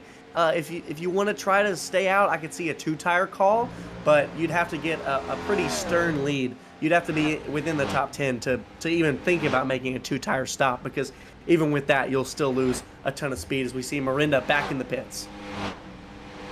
Looks like Miranda kind of suffered some of the damage, and the car is not handling up to snuff, so he decides to pin it down pit road. He was losing a plethora of time to the leaders ahead of him in Cabot and Chase Cabry, who are going to cycle to 3rd and 4th, waiting for Monin Rahman and Bailey Turner to come in for pit road. Tough break for the Tulsa, Oklahoma native, who had to hit the news to the rest of the Monday Night Racing driver base that he was going to be missing the playoffs. He withdrew his spot in order to focus for the finals that are coming up for his college semester in the fall. And unfortunately, his race from Atlanta might come to an end in that fashion, not the way he would have liked it. Monin Rahman and Turner still staying out, as Turner in his San Francisco 49er Chevrolet Impala will look to speed onto pit road like the football into the hands of a receiver when it comes out of Brock Purdy's hands. And the 5 of Turner not going to slow down. He'll stay out an extra lap. We saw him and Monin Rahman run long earlier. That's the strategy they're trying to play. Let's see if it works out for them. But just a beautiful paint scheme. You know, I love to see these guys come out here. Some guys change it up during the week. Some guys stick with what they've got. But I just love to see everybody moving it around, designing some beautiful paint schemes. Just makes the cars so much cooler. So with that red and gold paint scheme, as I'll say, for the 49ers. You know, it's somewhat of a rivalry that Turner has with Colin Fern, because Fern, if you've known him throughout his entire Monday Night Racing career, or even if you know him as a person, he's not afraid to speak his opinion, and he is definitely a big fan of the Birds. He's a Philadelphia Eagles fan at heart. He has said multiple times throughout the season, go Birds, go Birds. He even put it on the front of his race car one time. So, you know, for him to go up against Bailey Turner, both of them each talking trash about their respective teams as both of them try to fight for a Super Bowl title. Monin Rahman in the 44 has come in. Meanwhile, position number 2, Turner's going to stay out as far as 38 laps on this stint.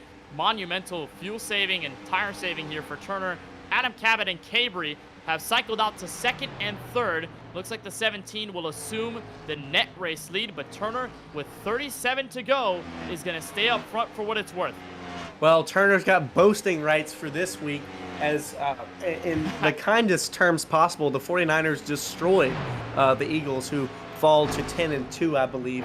The 49ers sit at 9-3. I've been closely watching that battle, as we'll see Bailey Turner finally relieve the lead, slide through 4, coming to pit road. But I've been watching that battle. I watched that battle on Sunday tightly because I'm a Cowboys fan. Not your average Cowboys fan. I won't ever say this is our year, but I was definitely watching closely. But always fun to have rivalries within the field. All I'm going to say, Scott, go Fins. Go Fins. 45-15 last Sunday. I'm just going to say that, and that's it. Tyreek Hill is a monster. He is. I couldn't agree more. Yeah, 5 of Turner comes down pit road. Looks like he extends his stint to 38 laps, and that's going to be big, Scott, because while Adam Cabot and Chase Cabry take over the lead on 12 to 13 lap old tires on their stint and the tank of fuel, it appears that Turner, with his saving strategy, could make it off this final stop. So while everybody else might have to come down pit road one more time before it's all said and done, Turner can save a stop and make it to the checkered. Is that good enough to get this race win? Nobody knows, but it's an alternative strategy that we have not seen all night long, and Turner's using it. It's definitely one that he could use. I'm definitely nervous about it for sure, as he falls in around 12th.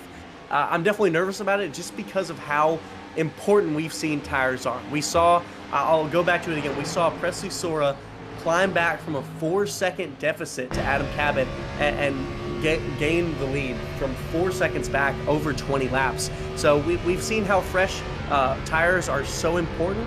So I definitely, that is a strategy that he can pull.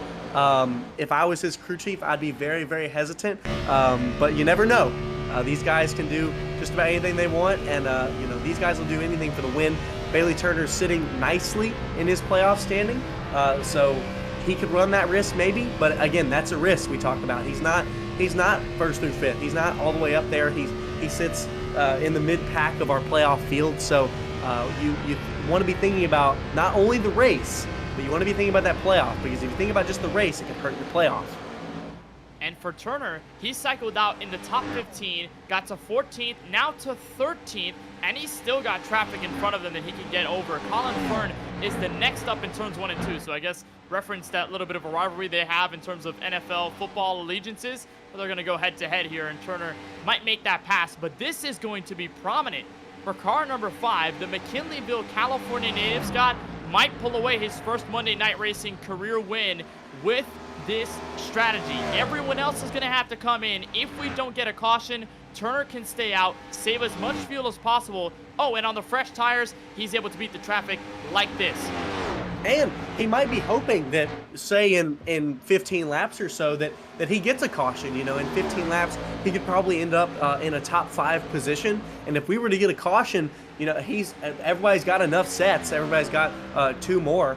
Everybody's got enough sets that he would come in with them, be on fresh ones in 5th position. So I think it's good for him either way. He can still play that strategy either way, but it was definitely good for him. He was high enough up in the running earlier that when he pitted, he only fell back to 12th, and he's already gained up to 8th in only 5 laps.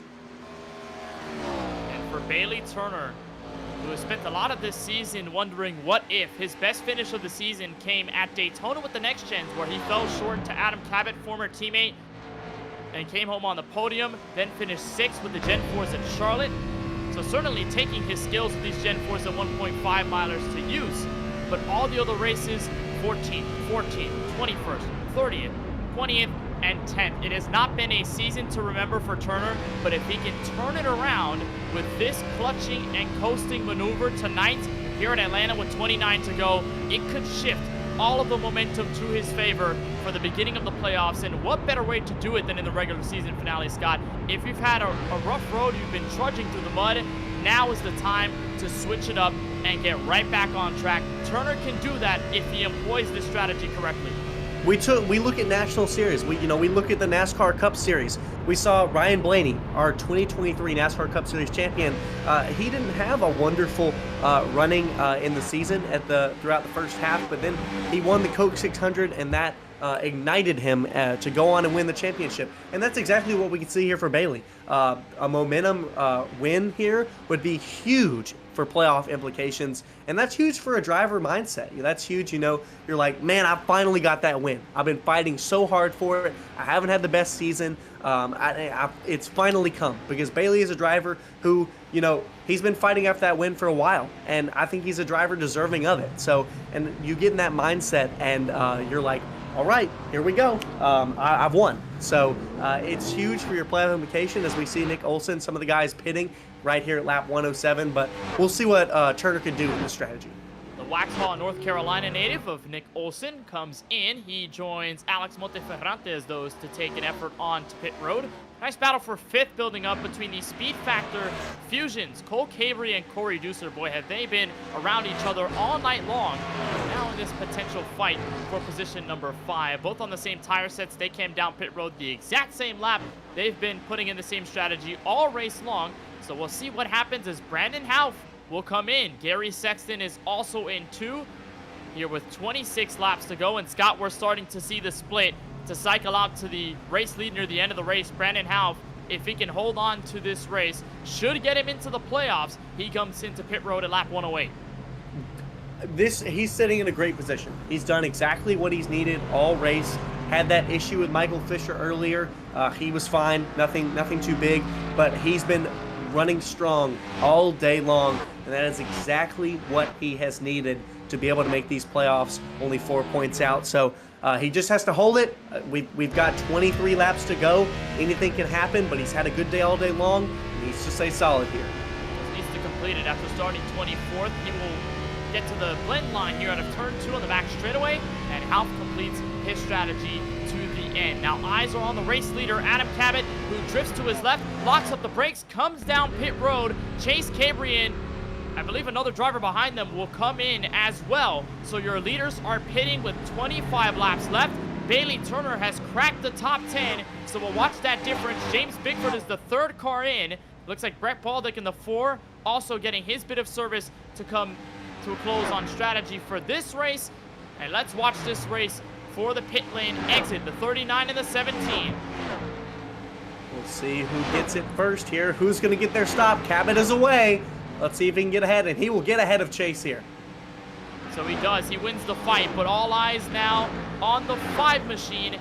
Bailey Turner, who's inside the top 5. Corey Deucer will stay out to lead this lap with 23 to go. Ryan Vargas is in. Cole Cabry's in. Jordan Black is in. Turner gets around all of them as he stays out.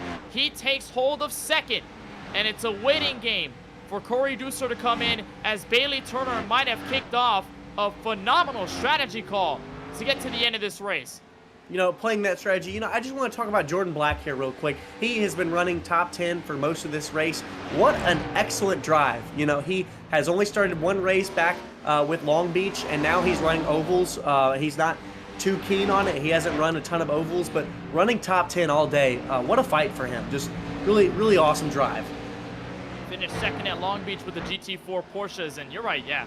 Jordan Black has had a phenomenal, an outstanding one here from Atlanta, where you could question his skills at the 1.5 mile where the car is hard to drive as the Gen 4, but Black did not care. He came into this race swinging, and despite not being one of the dominant drivers in the race by far, he's kept his foot in it. He's remained in the top 10 all night long, like you said. So Jordan Black, hats off to him as a rookie in this series, and excited to see what he can pull off more if he continues to run races this season and in the coming ones as well. So car number 14 inside the top 10 all night long. He will shuffle back to 17th on this bit of strategy.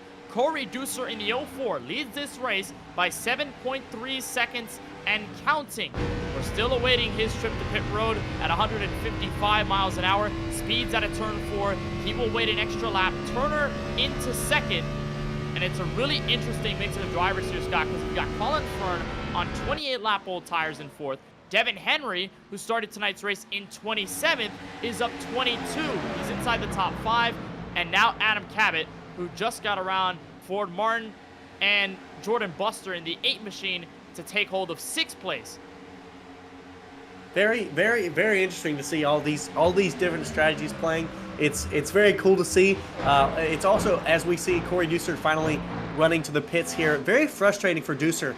He got damage earlier, and just right on that right front. And while it hasn't played a huge effect, that arrow has slowed him down just enough to where it's taken him out of it. So very frustrating for him, but it's definitely interesting and cool to see all these different strategies of guys running. Now we're going to see one of all those strategies is going to be the winning one.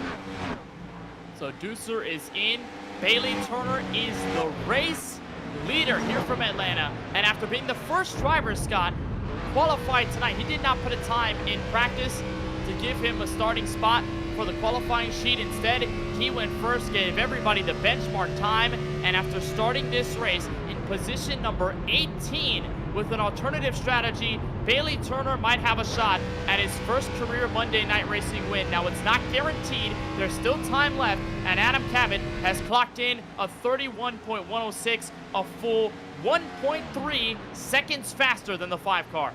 It will be a battle. We've got just coming down to 7 laps to go. And 7 laps to go with one, Cabot is running about 7 seconds back, now about 6.5.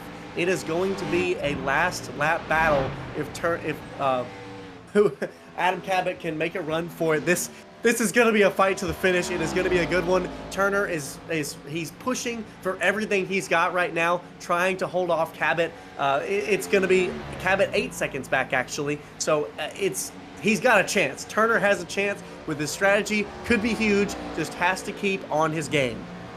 And our producer, Eddie Smith, who has been on par the entire night, I'm going to ask him a favor to get an onboard shot here with Bailey Turner heading into turn 1. Listen to this. That is sweet silence in a 1 and 2, clutching and coasting Bailey Turner. Wow. I have never seen that in Monday Night Racing in a long time. Clutching in to save fuel, making sure that he can make it, just rolling through. Beautiful, beautiful strategy. That's amazing. That takes a lot of skill from a driver, a lot of strategy thought, and that is awesome. Great shout out, Eddie.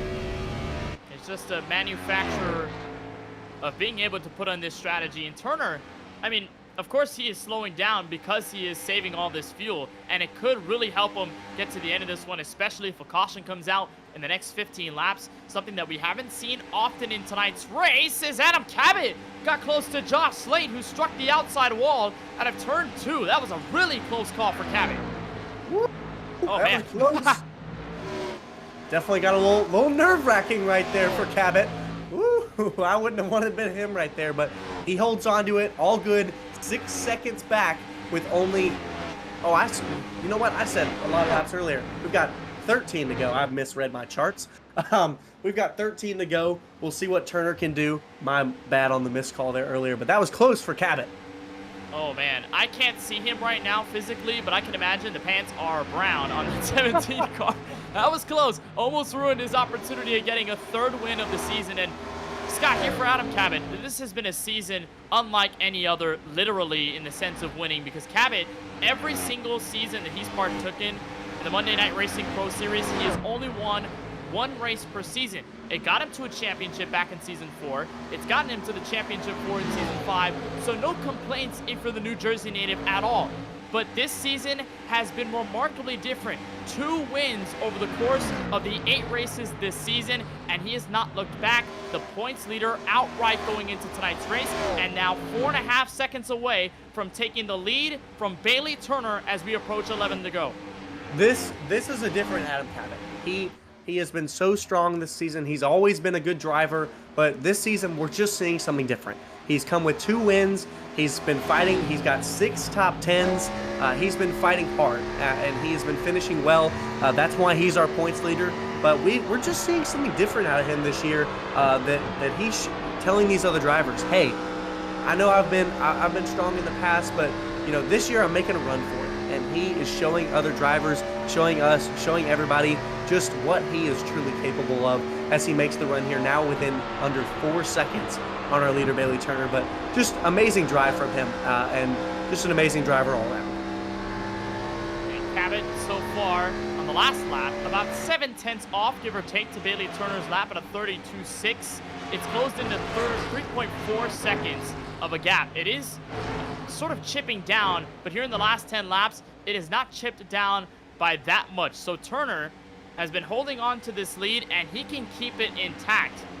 If Adam Cabot can stay at bay, and if he's not able to gain as much as he'd like to, Turner is fighting this car at the bottom of turns 1 and 2, but the good news, Scott, is that he's got clean track ahead of him for a long while. No lap traffic, as opposed to Cabot, who still has to fight through a couple of cars.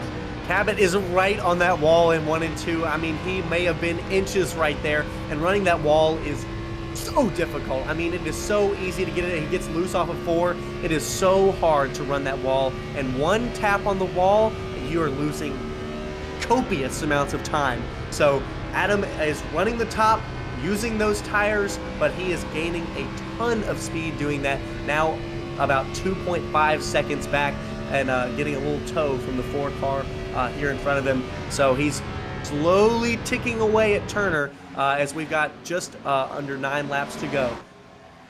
This time is running out, and look at the pack building ahead of Adam Cabot and around Bailey Turner. Jordan Buster, that's Joey Padgett, now Christopher Tate, a long line of 3 cars getting around on the outside. This gap is down to 2 seconds, now under it for a moment out of turn 2. Cabot is approaching. Does he have enough time? It'll be 7 laps to go this time through.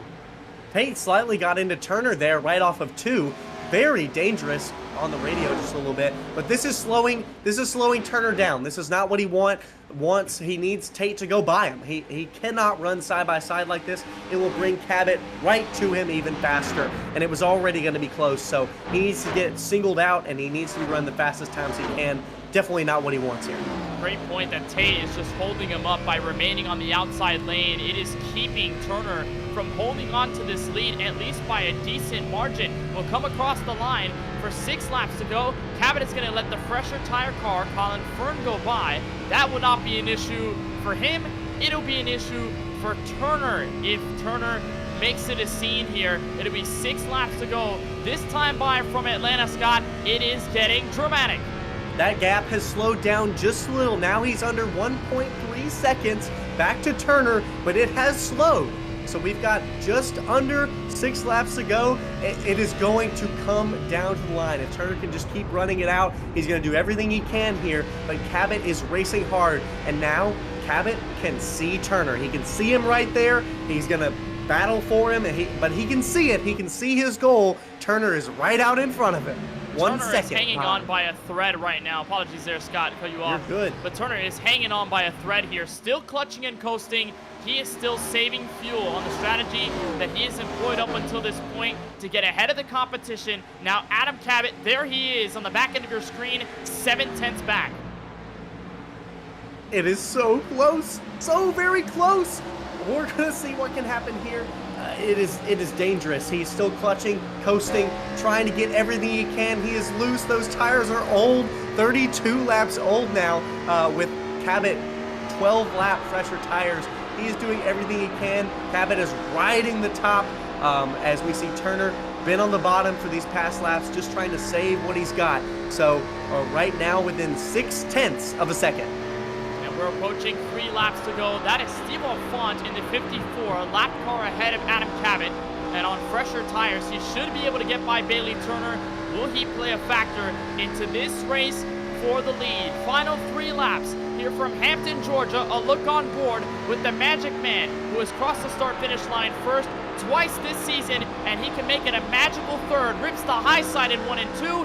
He's within half a second. Font is right next to Turner now. That's going to slow him down. Cabot is going to have a huge lead on the back straightaway. Font's in the wall. This is going to slow Cabot down just a tiny bit, but now Cabot is on the bumper of Bailey Turner. He's going to go to the outside here. Turner is loose all over the place. Turner's going to block out of 4. 2 laps to go at the line. Final 3 miles from Atlanta Motor Speedway, and this is the fight for the lead. Cabot on the fresher tires to the inside. He's got a nose in, door to door out of turn 2. Turner's gonna hold him up. The 17 is gonna stay down there. We are tussled for P1, and Turner holds on to it. Turner's gonna have the run out. He's gonna retain the lead. This is wild. He's gonna run the top here to try to get more speed. That's all he can do. He's saved all he can. Now he's got to give it the go. Turner is on his bumper as we've got 1 to go at the line.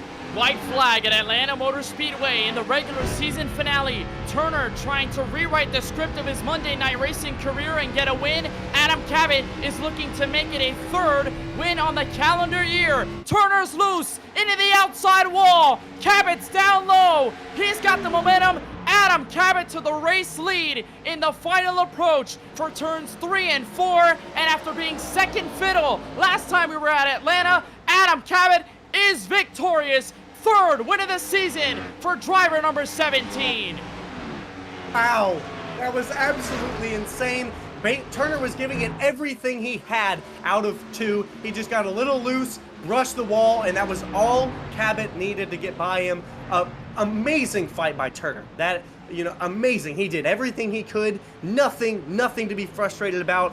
But what a battle they are coming down to the line. Absolutely amazing. Cabot finally gets his return back here at Atlanta. 3 wins on the season. So impressive by both of those drivers. Both definitely moving to the playoffs. Respectable sportsmanship by either. Both of them worked as teammates in the sim in this series. Both of them have talked so much over the last couple of years. And Adam Cabot gets a rewarding 3rd win of the season here at Atlanta Motor Speedway. Memories invoked of season 5, where he stayed out in the race lead on a 2-lap-to-go restart. Colin Fern on fresh tires gets around him, and it's the opposite tonight. Cabot is the fresh tire car. Cabot surges ahead, and the Glen Garner, New Jersey native gets the win here from Atlanta. Go back and watch that pass for the lead there on the final lap. Let's see how it all played out. Oh man, this is gonna be a lot of fun. Look at this. First of all, Adam Cabot is going to make this charge for the lead, and Turner is going to keep him there. He's going to keep him honest. You'd expect that Cabot would be able to easily get around him, Scott. Watch what happens here and talk us through this last half lap. Well, you'll see, we just saw him get loose off of 2, Bailey Turner, and that's all Cabot needed. He went, Turner got loose, brushed the wall, and that slowed him down all the way down the back straightaway. That boosted Cabot right in front of him, and once Cabot got past, there was nothing Turner could do. 12 lap fresher tires for Cabot, so once he got past Turner, there was nothing Turner could do but just try to run for second. But absolutely amazing fight. You know, we saw that's a just friendly little bump there. Great battle. You know, they were fighting hard. So just a great battle, great sportsmanship. Turner put everything on line. With 2 laps to go, he started running that top because that top is faster, like we saw Cabot running to get to Turner, but we saw Turner shift to the top to get some more speed and was holding Cabot off. So you got to think, if he hadn't gotten loose there in 2, if he could have battled him back on the top through 3 and 4 and won that race. So as a driver, definitely frustrated, but you did everything you could. So big burnout here for Cabot, and excellent race. So the 17 gets win number 3 of the season. We'll also talk you through the playoff fight for the top 16. That's going to matter. Christopher Tate finishing top 15. Brandon Houff getting to 4th. A phenomenal race after joining right after qualifying ended.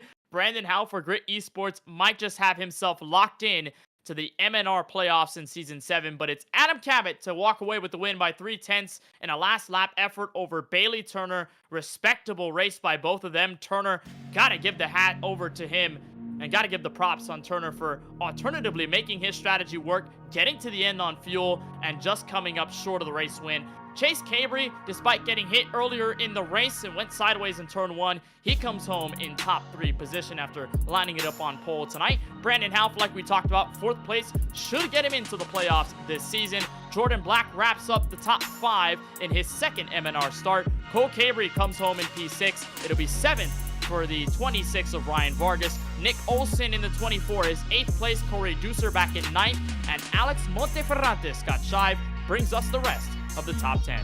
Connor Berry falls into our 11th position, just missing the top 10, our last week's winner. Amazing race there. 12th for Colin Fern, 13th Joey Padgett, 14th for Monin Rahman, and 15th for Christopher Tate, who got wrecked in the very first lap, made it back to 15th. He's going to hope that's enough points to make those playoffs. We'll see. Then you have the 01 of Joshua Slayton, 16th, James Bickford in 17th, Devin Henry down in 18th, Jordan Buster, the 8 in 19th, and rounding out our top 20, the 54 is Steve Alfont.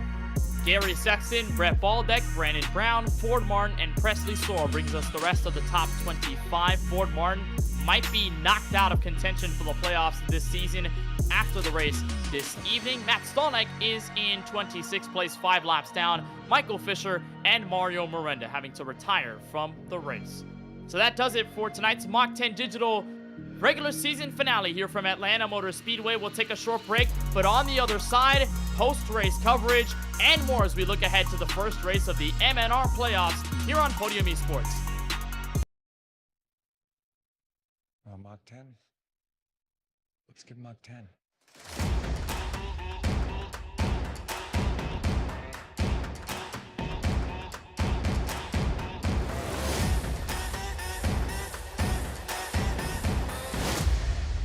You're clear for takeoff.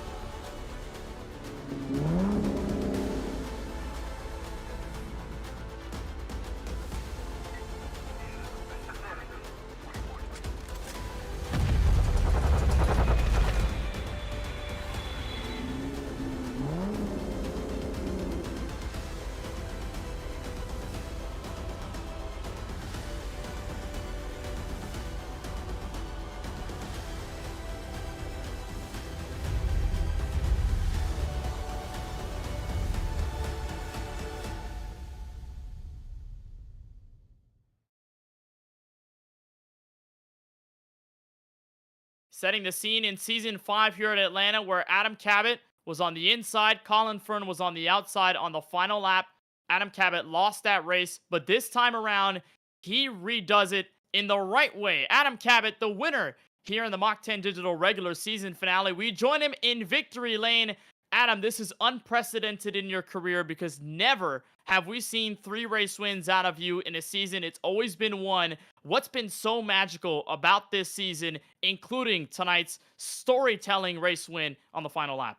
Man, that's a great question. I think things are kind of just working out. Like I look back to my past seasons, and I kind of feel like I'm not gonna say should have, but I feel like I easily could have had 3-win seasons pretty much almost every season in MNR. But it definitely is making a difference having a handful of these Gen 4 races. I mean, just looking at Atlanta on the schedule, worn out track with this car, I kind of was hoping that I'd be one of the cars to beat. But man, it was not easy, especially the first half of the race. But I mean, I know I'm biased, but I gotta say that was probably one of the best, if not the best, Monday Night Racing race that we've ever put on. I mean, what more can you ask for? We had incredible battle, me, Presley, and Chase. Like the first half of that race, if not a little bit longer. I mean, it was good for me competitively to have them kind of get together there and make it so that I was kind of pretty far ahead of them on my own strategy there. But for the race's sake, I really wish that battle kept on going because we just could not get separated. Every time it looked like one of us was gonna take the lead and drive off, the rest of us would just cool our tires down and get back up there. And I mean, we were throwing sliders all over the place, but we went green, I think, after that very first caution on the first lap. And man, it was just an incredible race. Then for it to come down to strategy like that, I mean, first of all, that goes to tell you exactly why I picked Bailey Turner as my spotter when I won my championship in this league, because he is a genius when it comes to these strategies. And I know it's never good when he's really quiet on the radio because I know he's cooking something up and he's not telling me. And that's exactly what it was tonight. And I don't blame him because he's out there trying to get his first win. And, I hate that I had to go up there and steal it from him on the last lap. I was so nervous about accidentally wrecking him or something. I know I'd never hear the end of that if that happened. But, that's 2 of my 3 wins have been last lap passes on Bailey Turner this season. So his first win is coming. I know it is. Like I said, he drove a hell of a race, hell of a strategy. I'm sure he'll tell you all about it. But he ran out of fuel literally right after he crossed the line. So I didn't think it was even possible anyone could make it. So the fact that he not only made it, but so close to winning the race, that was pretty cool. So. Yeah, doesn't get much better than that. Well, I don't think I get anything for these wins, unfortunately. So we'll reset everything up for this new wacky playoff bracket and see what happens. So you talked about that phenomenal battle, you, Chase, and Presley. I think some of the great stuff we've seen all night long. But did you ever expect Turner to just come out with that strategy? I know you said he was quiet, so you knew he was coming up with something, right? Like at some point. But did you expect it to go the way it did with you having to close in that gap on Bailey Turner and with Chase being behind you and with Presley, unfortunately, dealing with some struggles at the end? No, I didn't, and I think I probably caught just the tail end of you saying it before our interview, but, the whole time I was thinking, that last run, oh man, I've seen this before with Colin Fern. It was like the exact same situation running him down. And I felt like I was catching Bailey at a quick enough pace that I'd be okay, but it really did come down to the wire there. So, I had my relative up and every time I tried to push a little bit harder, thinking, all right, maybe I can't kind of take my time getting up through here, I would slip up a bit, make a mistake. I mean, it's so easy to do in these cars. So, no, I wasn't expecting it, but I knew that if anyone could do it, it would be him. And like I said, even though he could make it, I really didn't think that would actually be that close to winning the race. And I mean, yeah, if it wasn't for me, I guess he would have won the race by 3 seconds. So I do kind of feel a little bit bad, but I know he wants to earn his first win the hard way. I'm not going to give it to him. And you know what? You talked about it there. You and Colin Fern. I was talking about that the whole race, and I was hoping you figured the same. At least some of those thoughts would come into play about that season 5 race, right? Where you're so close. Colin Fern just swooped you up on the outside on the fresh tires and got the win at the very last second. Does it feel satisfying to sort of come back to Legacy Atlanta and rewrite the script to say Adam Cabot is the race winner here? It does. It kind of is redemption for that. That's what it felt like because I was thinking, oh man, I've been in this situation before and it did not end well last time. So yeah, I guess it kind of puts a period on that. And Colin was joking around towards the end of that race. He's like, yeah, Adam, I'm pretty sure you've seen this before. I'm pretty sure you've been in this position before. And unfortunately, we didn't get to see how that one would have ended with the intentional caution there. But tonight, what a race to run green there for everyone. I mean, this is not an easy car to drive here. It's so easy to make mistakes. So for this field to run the entire race essentially green, that's pretty impressive stuff. And hopefully a sign of good things to come for the playoffs. All right, well, playoff time is next week, December 11th. The same cars, but it'll be at Homestead at Miami Speedway, one of the better tracks, and one of my favorite tracks, of course, by obvious bias. But for you, what's your approach heading into that one? How do you try and get the first race of the playoffs done and dusted in the right way? I didn't know what the first race of the playoffs was, but you just made my day a second time because I think we're gonna go out there. We're gonna try to go 2 in a row. I mean, there's a lot of quick guys out here. I mean, like we saw tonight, Presley and Chase, and I don't know if Cole got swept up in something, but I'm sure he's gonna be quick in these cars.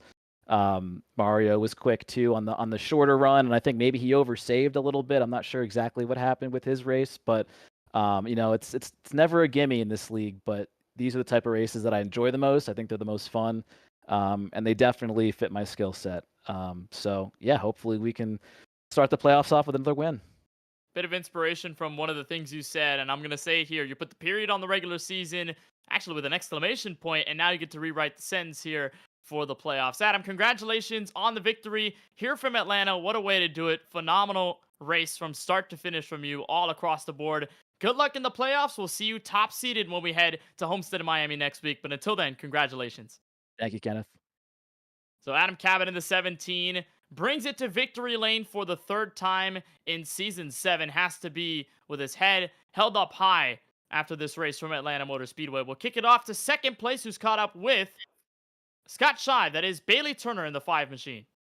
Bailey Turner, first, I've got to say, excellent. I mean, absolutely excellent race. Excellent strategy call. We just had Adam was talking about how, you always have excellent strategy calls. And I just wanted to say that was amazing.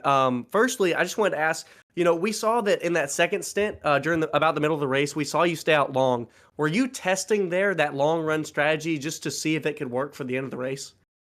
Honestly, I knew the fuel situation was, a stretch to say the least. And, I feel like in this league, you end up catching caution sometimes in the middle of these pit cycles and everything. So the first long run we got of the race where we actually went to empty the tank, I didn't even think about fuel saving. I just figured I'd run it dry and, hope to catch a caution there. And that second run, I realized that, if I can save 7, 8 laps or whatever it may be throughout that, middle portion of that run, because I was already out of contention for the lead. I was about, 10 to 15 seconds back at that point, and I said, screw it, and went with the strategy where as soon as I left pit road, I started clutching it every single corner entry for the entire middle portion of that run and all the way up until I had to pit. And then that last run, I probably had to save 2 or 3 laps of fuel to make it to the end. And unfortunately, the teammate, Adam, he's an absolute stud as far as being on the service and just his overall raw pace anytime you're on an oval. Just ended up getting me there. Just didn't have the tire or the fuel really to contest him too hard. I ended up running out right at the line. But, just a few tenths here and there between some lap cars, getting doored and, losing 5 tenths there at the end of the run really hurt me. And then out of the exit of 2, I saw Adam building a run, and I tried to get in the throttle as fast as I could to try to, pin him down there on the bottom, and then I was going to pinch him into turn 2 or turn 3 and hope for the best. But the stepped the right rear out just a little bit when I was pushing the nose, and that's all she wrote. So just unfortunate that I finished the few times so far that I've been right there in this league for the win. It's Adam that steals it away from me, my teammate, my buddy. So that was frustrating, but super fun race, and glad the strategy actually paid off. I went from about P10 or so to P2, so we'll take that. That's exactly what Adam was talking about. We've seen you so many times in this league for certain races, up front, so strong. He was just talking about how, you will get that win. He was talking about, he was so upset for stealing it from you because, y'all been friends, teammates for so long and all that. He was kind of upset, but he was like, I don't want to give it to him because he's gonna get his. So amazing fight. How hard was it fighting Cabot? You talked about how on that final lap out of 2, you just got loose there trying to pin him down. How was that fight in those last 3 laps?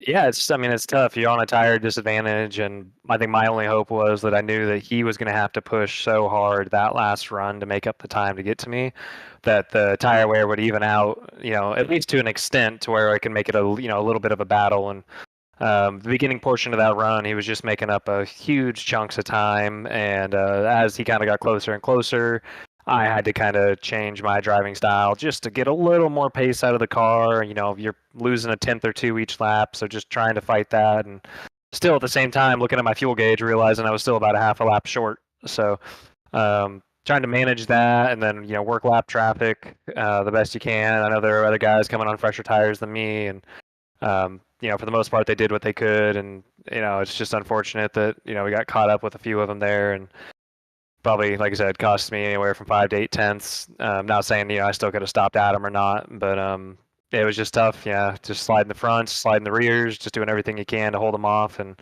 I ran the bottom the whole race trying to save tire, and it would work for the 5 or 6 cars I was around, but it wasn't fast enough for the pace that Adam and those guys had on the long run up top. So did what I could, changed my lane on those last 2 laps, hoping I could do something. And I'm sure part of it also is Adam's experience of running the top and kind of setting up those passes that really made a huge difference. So again, congrats to him, and looking forward to get these playoffs started. I have no idea where I am or what bracket I'm in, but looking forward to the next few weeks and seeing if we can advance.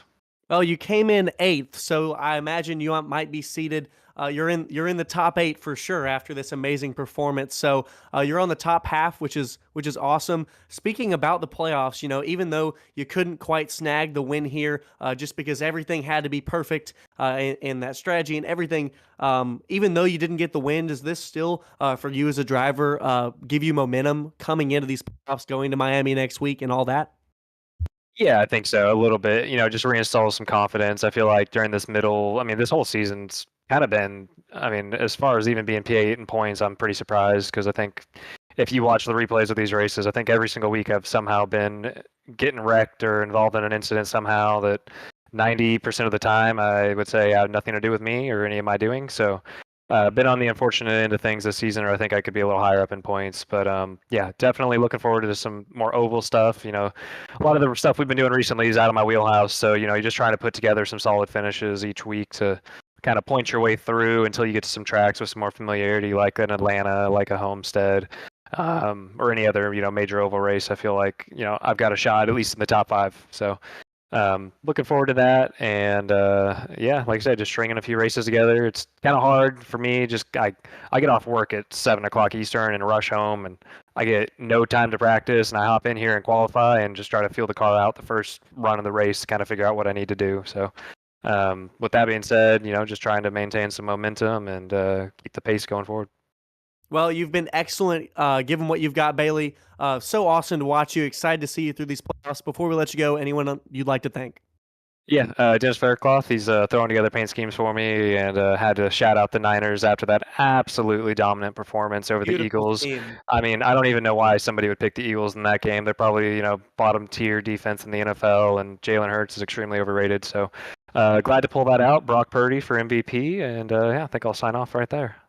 Little strike there at Colin Fern, an Eagles fan. Thank you so much, Bailey Turner. Glad to have you on tonight. We'll have Chase Cabry in next. Our third finisher will be with Kenneth. Thank you.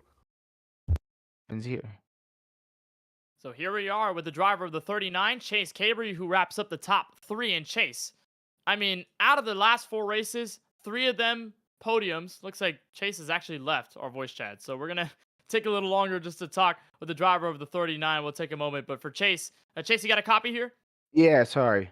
All right, all good. Well, Chase, in the last 4 races, 3 of them now podiums. Is this a sign of the tides turning in this regular season?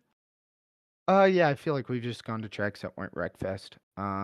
And before that, or in the past 4 races, we had that road course, Long Beach. It's never been my cup of tea. I just got through it, I think around like 7th or something. But yeah, I think I've had the speed to be up front, and we've been on tracks that haven't been, constant Wreckfest upon Wreckfest. And so for me, it's been a good past couple races.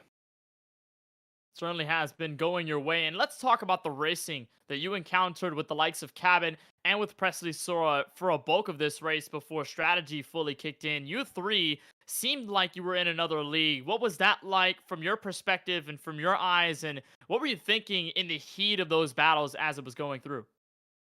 Yeah, so the first round, I qualified on the pole, and I said first round I'm gonna save like crazy, and then the caution ended up coming out. We had like 15 laps of fuel left, so I kind of looked at where I was and what it was what how the race was kind of trending, and I thought, man, I don't. My kind of thought was to go really easy and save as much tire in the first round and as hard as I can the second round. Well, that was exactly what I did. In the second round, we kind of all went at it, and it was so tough to pass. Extremely tight passing. You had to pull sliders, and people had to expect those sliders to be coming because it is a top dominant track. And yeah, I thought the racing was great. And then I short pitted, and I got a huge lead. And then only by 3 laps, and the tires really kicked in for those guys, and they were able to drive me down. And then me and Cabot and Presley all went at it, and I was way slower. But if you could just hog up the top lane and be 2 tenths off, I mean, they weren't going to drive by you. So yeah, I thought the racing was good with us. And then Presley and I got into it. Me and Cabot were going down front straightaway, and I had a choice: either smoke the outside wall, right hook Cabot, or lift. And so I lifted, and Presley was so close to me, he had no choice, and no sign of, he had nothing he could do, and we got into it. And I feel like it's when the race kind of changed. Abbott or Cabot is so good at these races when they get worn out and they go long green flag rounds. He's extremely good at strategy. I expect him to be really good next week at Miami. Now he's really good there at the end of last year. And if it goes green, he's one that, like, on these worn out places like this, he's really, really good over the long run. So, to come home or third, Bailey had a great strategy. But to come home third, yeah, I'll take it. We'll go on, see where that shakes me up in the overall scheme of the groups, and we'll figure it out from there. Certainly clicking off at the right time you are here at the tail end of this regular season. Our first race of the playoffs, though, for you, you're going to be in bracket number 3 with Connor Berry, Ryan Vargas, Joey Paget. Walk us through your thoughts on the 3 you'll be facing in the bracket in the first round, and your thoughts on Homestead Miami next race with these Gen 4s. Yeah, say that again. It's Cabot, or who's in my group? It is you, Connor Berry, Ryan Vargas, and Joey Paget. Oh, cool. Yeah, I was just hoping that I wasn't in Cabot's group. Cabot's obviously one of those that I expect to go to the Final Four. He's probably one of the best ones in the series about putting races together. So, and my younger brother as well. He's got a lot of speed. So I think we'll be good.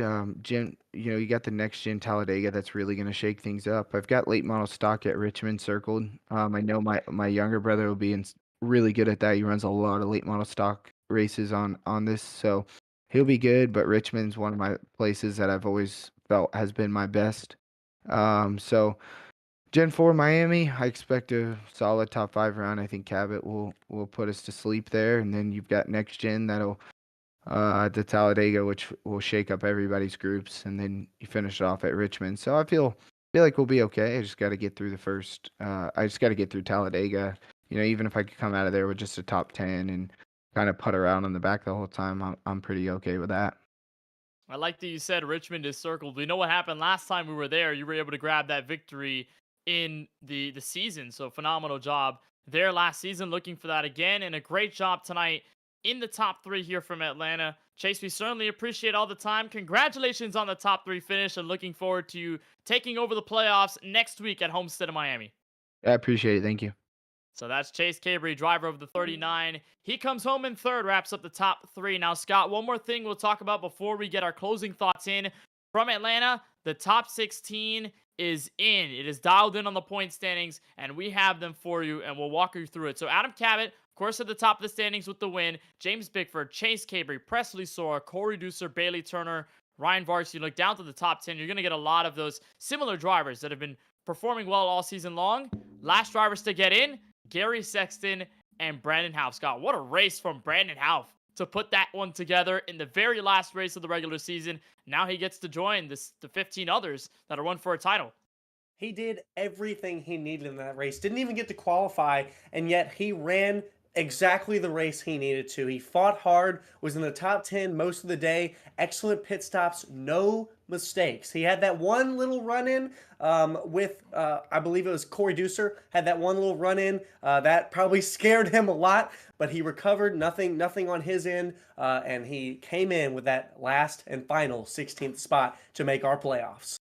What a round it was from Atlanta Motor Speedway. Probably one of the best races all season long, if you can count it. Just proving, Scott, the Gen 4s here in this series are the best it's ever been. Every single race we've had with these cars, it has been an absolute smasher of a race. And now we've got Adam Cabot, third race win of the season, looking to parlay that into another championship run as he closes the race from Hampton, Georgia. That'll do it for our coverage of the Mach 10 Digital regular season finale from Atlanta. And Scott, we will head down to South Florida, my favorite track and my home track, Homestead of Miami Speedway. What are you expecting in that showdown in South Beach?